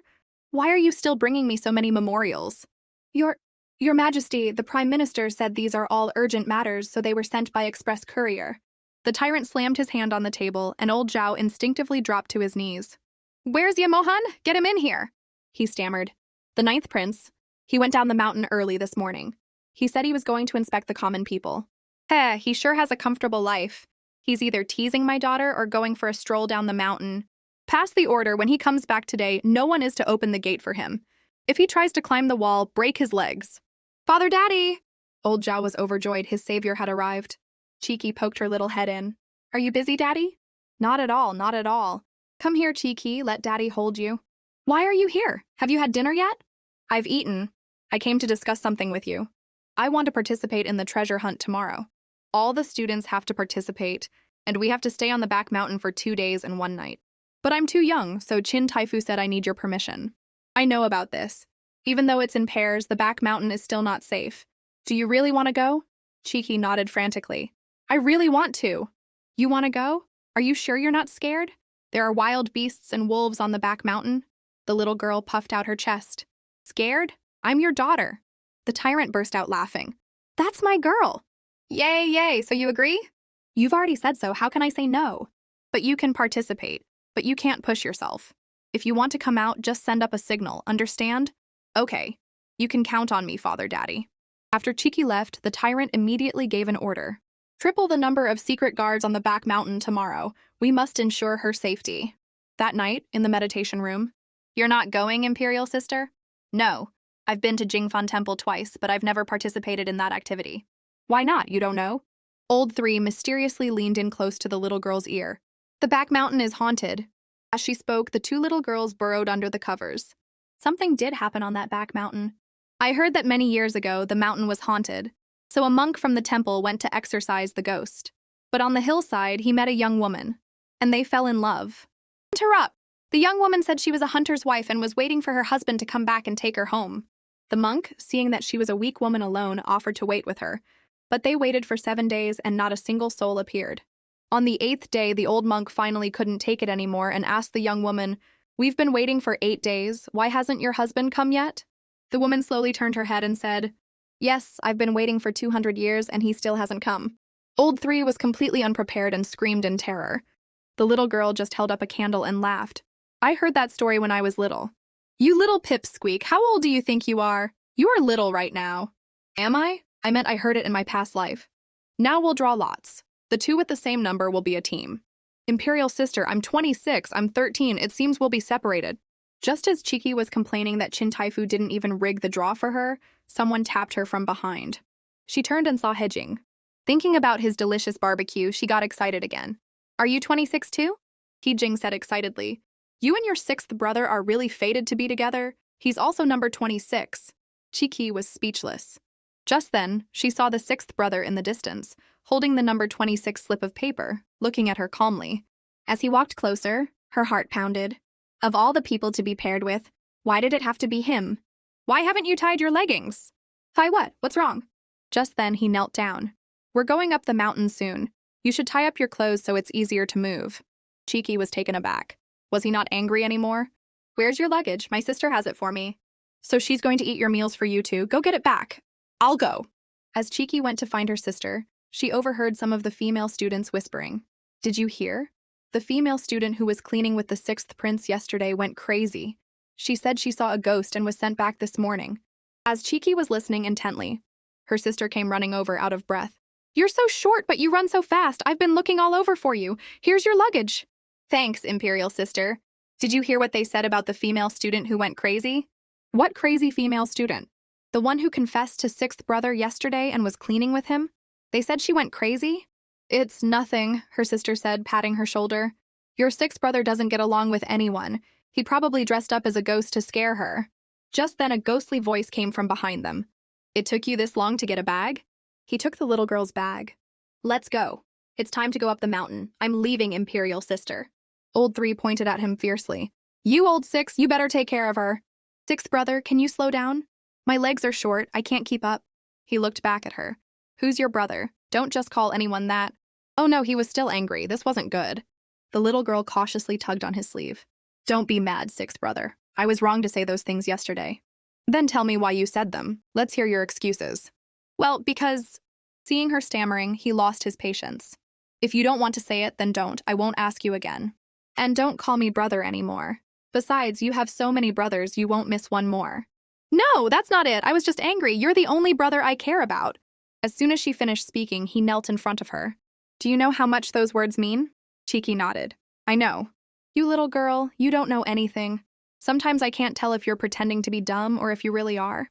Anyway, I know that you're very important to me, 6th brother. The next second, he picked her up. Don't think a few nice words will make me forgive you. It's not that easy. Cheeky was delighted. He was such a stubborn old six. After walking for a while, he put her down on a big rock. You wait here. I'll go scout ahead and look for food and clues. He then planted a kiss on her forehead. They both blushed. Be good, don't wander off. I'll be back soon. Okay? The little girl swung her short legs contentedly. Had something happened to him? Her eyes fell on the bag next to her, and she suddenly had a bad feeling. He always left his bag behind, and he hadn't come back yet. Was he planning to abandon her and leave her to fend for herself? Just then, she heard a rustling sound in the bushes behind her. Fear, anxiety, all sorts of emotions washed over her. It was over. She was going to be dinner for the wolves. Suddenly, she bumped into something behind her. Cheeky's heart skipped a beat. Don't be scared, it's me, a familiar voice said from behind her. Cheeky finally burst into tears. You're finally back. I thought you had abandoned me. I thought I was going to be eaten by wolves. Aren't you usually so brave? Besides, there are no wolves here. There are, Cheeky pointed domineeringly, but in the bushes was a little rabbit. This, Cheeky was a bit embarrassed. He teased her. You weren't even scared when you were kidnapped and sold to the orphanage. How can you be so scared of a rabbit? Shut up, you old six. I've already found all the clues, and I even caught 2 fish in the river. Good, good. Fish is good for you. It'll make you smarter. You hold the fish and wait here. I'll go get some firewood. No! Cheeky's shout echoed through the forest. The two of them then went to get firewood together and started a fire. Sixth brother, what happened with that female student yesterday? What did you hear? Not much, just that she saw a ghost and went crazy. He suddenly grinned mischievously and leaned in close to her ear. What if the ghost she saw was me? Would you be scared? Cheeky tried to stay calm. No, if it's you, I'm not scared. I don't like people getting close to me. Whether it's admiration or hostility, I don't like it. It's okay, sixth brother. They're afraid of you, but I like you. Cheeky quickly changed the subject. Is the fish cooked yet? I can smell it. He looked at the fish, his mind elsewhere. It's probably cooked. Cheeky happily started to devour the grilled fish. He looked at her with affection, wondering if she had been telling the truth. But even if she wasn't, he was willing to believe it. At the same time, he was glad he hadn't killed her when he had the chance. Slow down, you little glutton. The gentle breeze blew, and after eating her fill, Cheeky leaned against him and peacefully fell asleep. At that moment, he also felt at ease because he had her by his side. The next morning, Cheeky groggily opened her eyes and started looking around for him. Suddenly, she saw him in the bushes not far away. She was about to call his name when a black shadow flashed past. She quickly covered her mouth and rubbed her eyes. What was that? Was she still dreaming? When she looked again, she only saw the sixth brother. Had she been seeing things? Sixth brother, are you alone? Did you see someone else, Cheeky? No? Then maybe my eyes are just getting old. After packing up, he took her deeper into the mountains to continue their search for clues. Just then, a rabbit darted out from the bushes, but it couldn't seem to hop very far. Cheeky then noticed that its leg was tied. Sixth brother, did you tie up this rabbit? Is it a clue marker? Well, the little girl is getting smarter. Hearing this, Cheeky quickly followed the rope on the rabbit's leg and, sure enough, found something unusual next to a tree. She happily explained her findings to him. This dirt has been recently disturbed. Its color is different from the rest. With that, she immediately started to dig in the little garden, and ta-da, she found it. Clue for the treasure hunt. Sixth brother, look! Our Cheeky is so smart, open it and see what it says. The little girl was touched. He could have just taken the clue yesterday, but to make her happy, he had risked someone else finding it, and left a marker for her instead. She opened the slip of paper. It read, when the moon is bright, the stars are few. He analyzed, the sun and moon make bright. Does it mean we should follow the direction of the shadows at sunrise and sunset? The participants in this competition are all kids. It shouldn't be that complicated. I guess it means, when the moon is bright and the stars are few, the crows fly south. The clue is telling us to go south. He was a little surprised. He hadn't expected her to come up with such a reasonable explanation. Without a moment's hesitation, he scooped her up. Clues are hard to come by. Your legs are short and you walk slow. I'll carry you so we can run faster and win first place. But after walking all morning, they only found a strange cave. Sixth brother, should we go in? This place didn't look like it was part of the competition. It could be dangerous inside. Do you want to go in? Cheeky remembered the brave words she had spoken to the tyrant, puffing out her little chest. I'm not scared. I'm Father Daddy's daughter. The little girl clenched her fists and shouted, I'm not a coward. I want to go in. All right, then today I will risk my life for you. As soon as they entered the cave, they saw lit torches on the walls. It seemed someone had already been here. He took a torch and led her deeper into the cave. But neither of them noticed that they were being watched. Swoosh! A figure appeared behind Cheeky. Before she could even call out to him, she was struck on the back of the neck. She stumbled forward, dizzy. The last thing she saw was him rushing toward her. The little girl was unconscious for a long time. When she woke up again, she was in a completely unfamiliar place. Looking at her tied hands, she thought, "Going on? I've been kidnapped again?" And looking around, she saw she wasn't the only one. Just then, she heard the sound of several rough men drinking and celebrating in front of her. From the way they were dressed, she guessed they were bandits who were after money. Suddenly, she remembered something. Where was the sixth brother? The next second, her mouth was covered. He quickly put a finger to his lip. Then he deftly untied her ropes. "These little dolls are from rich families. We'll be able to get a hefty ransom from them. Then we can buy 5, 6, 7, 8 wives," Cheeky whispered. "Let's stay put for now and see how many of them there are. By the way, how did you untie your ropes?" He sneered. "I was never caught by them, you fool. If you escaped, why did you come back?" "What do you think? Why would I come back?" Cheeky was a bit embarrassed. He probably thought I was too dumb to escape on my own. Just then, one of the rough men noticed she was awake. Oh no, they'd been discovered. She quickly whispered for him to run, but when she glanced over, he was already gone. "Who are you talking to? Did you sleep so hard you're talking to yourself?" Seeing the ferocious-looking man, Cheeky trembled. What do you want? I don't have any money, and I'm not giving you my life. I don't have anything to say to a little doll like you. Just eat up and wait here." He tossed a bun to her. "I'm not going to do anything to you. As long as your family pays the ransom, everything will be fine. But if they don't have any money, heh, then you can just wait to be sold." Hearing this, the little girl instinctively shrank back. After he spoke, the man went back to drinking. Just then, Cheeky looked at the soft bun in her hand and felt something was off. "Is there something wrong with the bun? This bun is hot and soft. It's completely different from the dry one I had last time I was kidnapped. It's like it was specially prepared." The area around the treasure hunt had been secured by the Imperial guards. But these bandits were not only able to bring in fresh meat and buns, but they were also able to do so without being discovered by the guards. Wasn't that strange? Could this be a test? He suddenly grinned wickedly. "In that case, you just follow my lead, okay? Later, you do this and I'll do that, okay?" The next second, Cheeky clutched her stomach and started to cry out, "My stomach hurts!" The big man reluctantly walked over to her. "What's wrong with you now? How does it hurt? Is it bad?" "It's just rumbling and gurgling," Cheeky deliberately mumbled. The big man, who couldn't hear her, knelt and leaned in close. "Say that again?" "Don't move if you want to live," the sixth brother said coldly. But the big man ignored him and quickly grabbed his arm. "Crap, this guy looks big, but he's also strong." The sixth brother decisively dropped the dagger. He quickly chopped at the big man's face with his other hand. The big man's brain hadn't even processed the swift attack, but his body reacted instinctively and he blocked it. Just then, the sixth brother sneered and pulled his hand back. "What? Bandits these days know the Imperial Guard's moves?" The big man then realized that he had been testing him. He had been careless. "You must have brought the students here as part of the treasure hunt. Give us the map to get out." The big man awkwardly tried to change the subject. "As expected of the sixth prince? What a talented young man. Cut the flattery and give me the map. I'm just a small fry, I don't have the map." "Then which big fry has it?" The big man suddenly started to play dumb. "I've already been discovered by you. I'm a dead man, and dead men don't talk." Just then, the sixth brother picked up the rope on the ground. "It's no use tying me up, I'm not talking."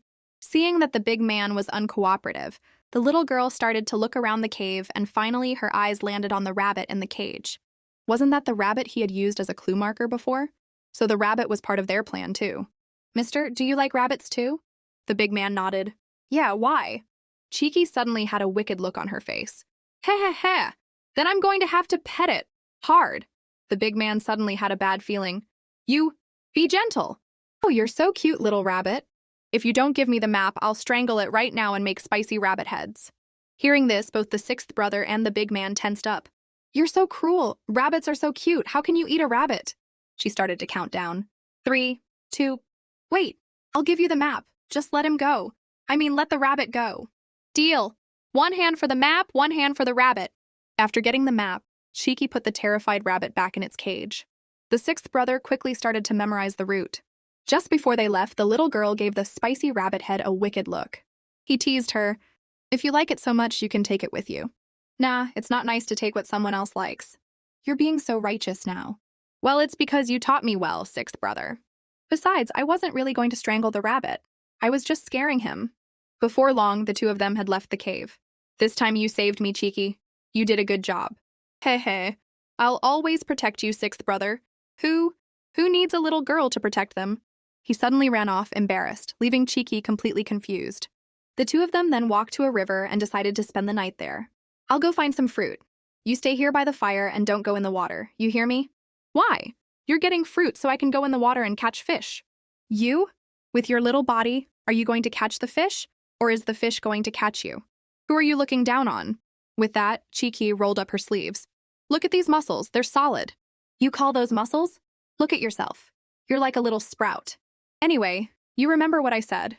Don't go in the water. Do you understand human language? I understand. Cheeky nodded. No, you have to swear. I swear I'll be exactly as I am when you get back as I was when you left. Only then did he leave, feeling at ease.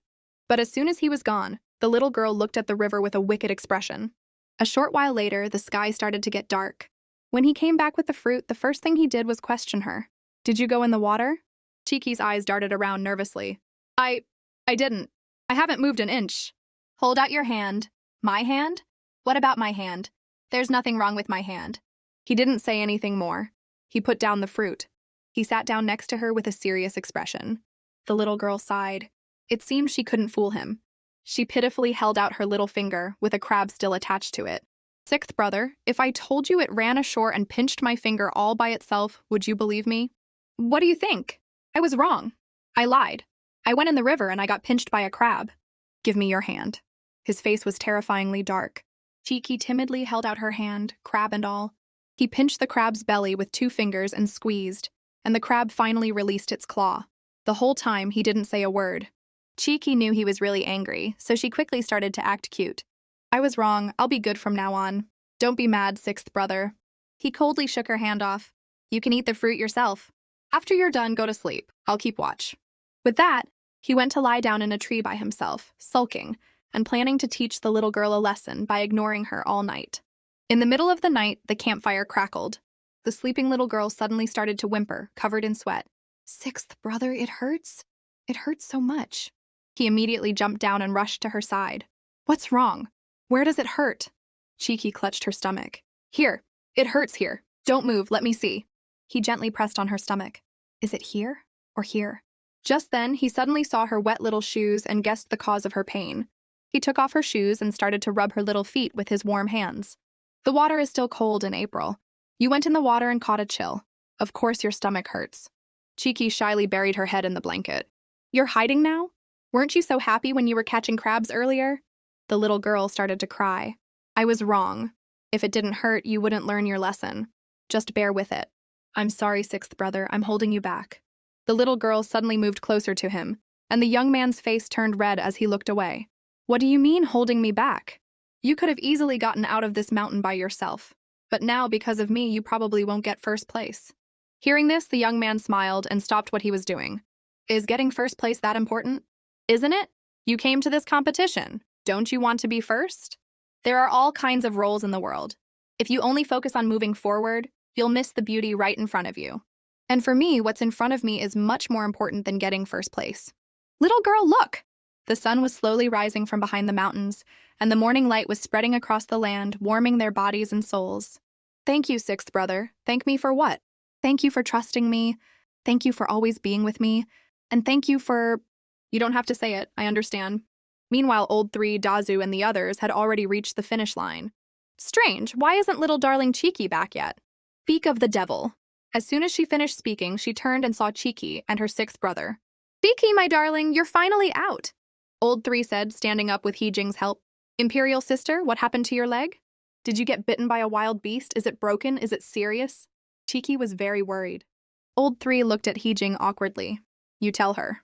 Well, when we were kidnapped, those big guys were going to hit me because I was talking too much. Then the third princess stood up for me and took down 3 of them with a flurry of kicks.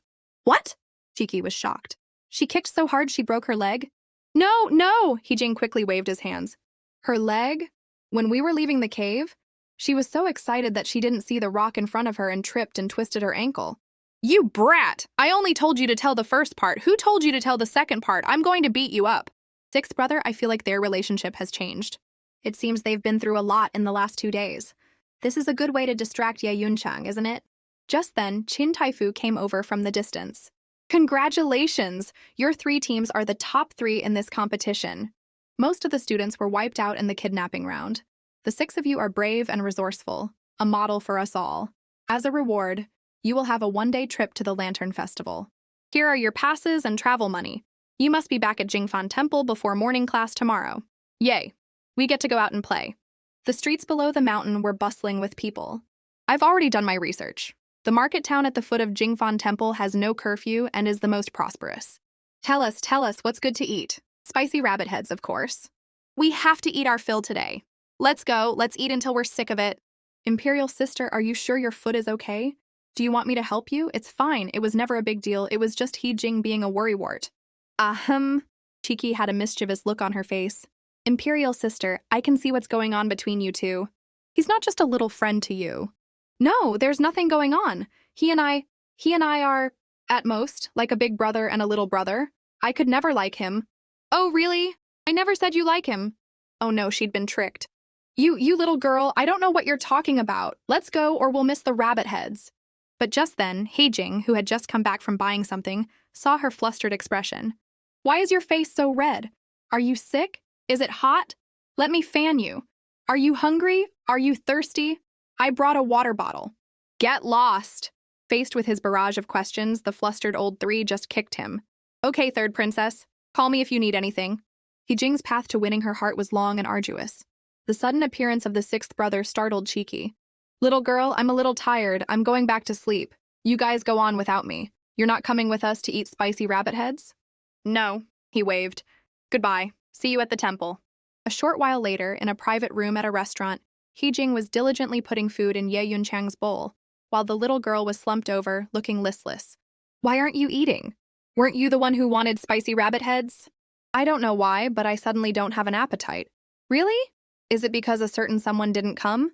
Cheeky shot up. No, it's not because of sixth brother. Did I say it was because of him? What did you say? I said this rabbit head is delicious. It is pretty good.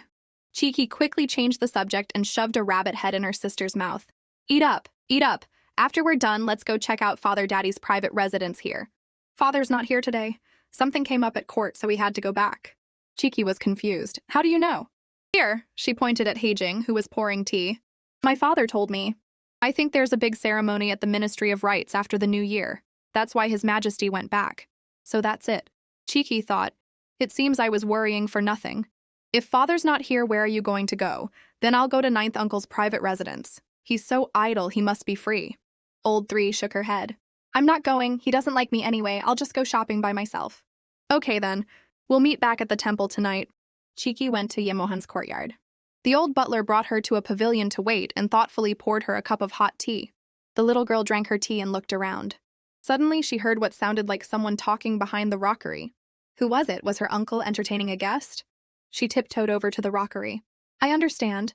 Please rest assured, Your Highness. Your Highness? What prince? Why would a prince be here? And that man in black looked familiar. He seemed to be the same person who had disappeared so suddenly when she woke up on the mountain. She pressed her ear against the rock, trying to hear their conversation, but the voices suddenly stopped. Then a dark shadow fell over her and a hand landed on her shoulder. The little girl looked up and saw the sixth brother's cold face. Sixth brother, what are you doing here? What did you see? Hey, the man in black? Sixth brother, what are you doing here too? Didn't you say you were tired and going back to sleep? Why do you always manage to be wherever there's trouble? It's just... Cheeky laughed and finished his sentence. It's just a damn coincidence. Silence. Cheeky quickly added, no matter what I saw, I will never say a word. We're allies. I won't betray you. He sneered. Allies? Cheeky nodded vigorously. Yes, I'm always on your team. So no matter what I do, no matter who I am, you'll stand with me? Even if I have to harm the people you care about, even if I have to destroy the peaceful life you cherish, you'll still help me. Cheeky pushed him away in disbelief, her body trembling. She didn't know if he was telling the truth. She was scared. What was he planning? And who was he going to harm? She didn't know what he was planning to do, so she ran away. And he didn't chase her. He thought that maybe it would be safer for her if she stayed away from him. That way, even if he failed in the future, she could still be the noble little princess, and she wouldn't be implicated because of him. Meanwhile, Cheeky was still running. She didn't know if he was really who he said he was. Why was he so hot and cold? Sometimes friendly, sometimes sinister. Or did he have a split personality? Or was he really plotting something and deliberately pushing her away so she wouldn't get hurt? As she was running, she suddenly bumped into something. Cheeky cried, holding her head. Why are you running so fast with your head down? Cheeky looked up and saw her ninth uncle. Look at you, you're all sweaty, let me wipe your forehead. You've been waiting for a long time, haven't you? Have you eaten yet? I've eaten. She then took a bag out of her clothes. Ta-da! I brought you spicy rabbit heads. Yemohan's heart melted. Nanan is so good. I heard you got top 3 in the treasure hunt. Let's go celebrate. We'll have a great time on the streets. As they were leaving, the little girl peeked back.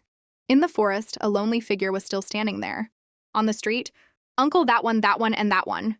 Cheeky happily went on a shopping spree and was finally drawn to a ring-toss stall with all sorts of little trinkets. Uncle, I want to play this. Hearing this, Yemohan took out a gold ingot and bought out the whole stall. I'll take all your rings. Go on, they're all yours. Yay, Uncle is the best. The next second, she held her breath, aimed, and then threw 27 rings in a row with incredible style. But she didn't win a single thing. Seeing her disappointed face, Yemohan suggested, how about I give it a try? Okay. Uncle, I want that little doll. Yemohan's movements were also very smooth. He stared at the little doll, his throw a perfect balance of strength and gentleness. Swoosh! He decisively threw the ring at the doll. However, after he had thrown 91 rings, he still hadn't won anything. The stall owner was delighted. This was the first time he had met a rich man who couldn't hit a single thing. But the big and the small were not discouraged. They stubbornly kept throwing, and only stopped when the box of rings was almost empty. By then, they were both panting like dogs. Just then, a hand reached out from behind, took the ring from the little girl's hand, and then, reaching over her head, threw it out. Clang! It landed perfectly on the roly-poly toy. Well, tell me, which one do you want now? The little girl was completely taken aback. What was going on in his head? She looked at Yemohan, at a loss. What are you looking at me for, Nanan? Your sixth brother is talking to you. Cheeky cautiously pointed in front of her. Can I have that one? She was pointing at a rattle drum. The sixth brother then unhesitatingly took 3 rings in his hand at the same time. The stall owner started to get excited again. This was a steady stream of money. But he confidently threw all 3 rings out at the same time. Clang, clang, clang! All 3 rings landed on 3 different trinkets. The stall owner was stunned. What else do you want? Tell me. Cheeky was also stunned. She hadn't known he had this skill. Your sixth brother has always been bad at archery and horseback riding, but at some point he suddenly got good at it, like he was a different person. He never misses, like he was a different person. Cheeky was still muttering to herself when he suddenly pulled her over. Uncle, if you don't have anything else to do, you can leave now. I'm enough to keep Cheeky company. It's not convenient for an adult to be here when we're playing. Yemohan was speechless. Fine, I'll go back. You two have fun and come back to the temple early. But in his heart, he made a mental note. You dare to kick me out? Little Six, you just wait. Cheeky watched him leave, feeling a little guilty. It seemed her 9th uncle was a little angry. But old Six didn't care. He forcibly turned her around. Stop looking at him. I'll teach you how to play ring toss. He then put his arm around her waist. He held her hand. Concentrate, aim. Then he threw the ring. Wow, I really got it. The little girl was as happy as could be. As the sun set, the two of them walked back to the temple with their arms full of prizes. The stall owner looked at his empty stall and burst into tears.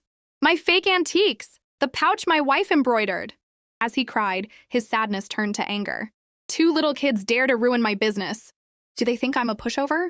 Boys, go teach those 2 little brats a lesson.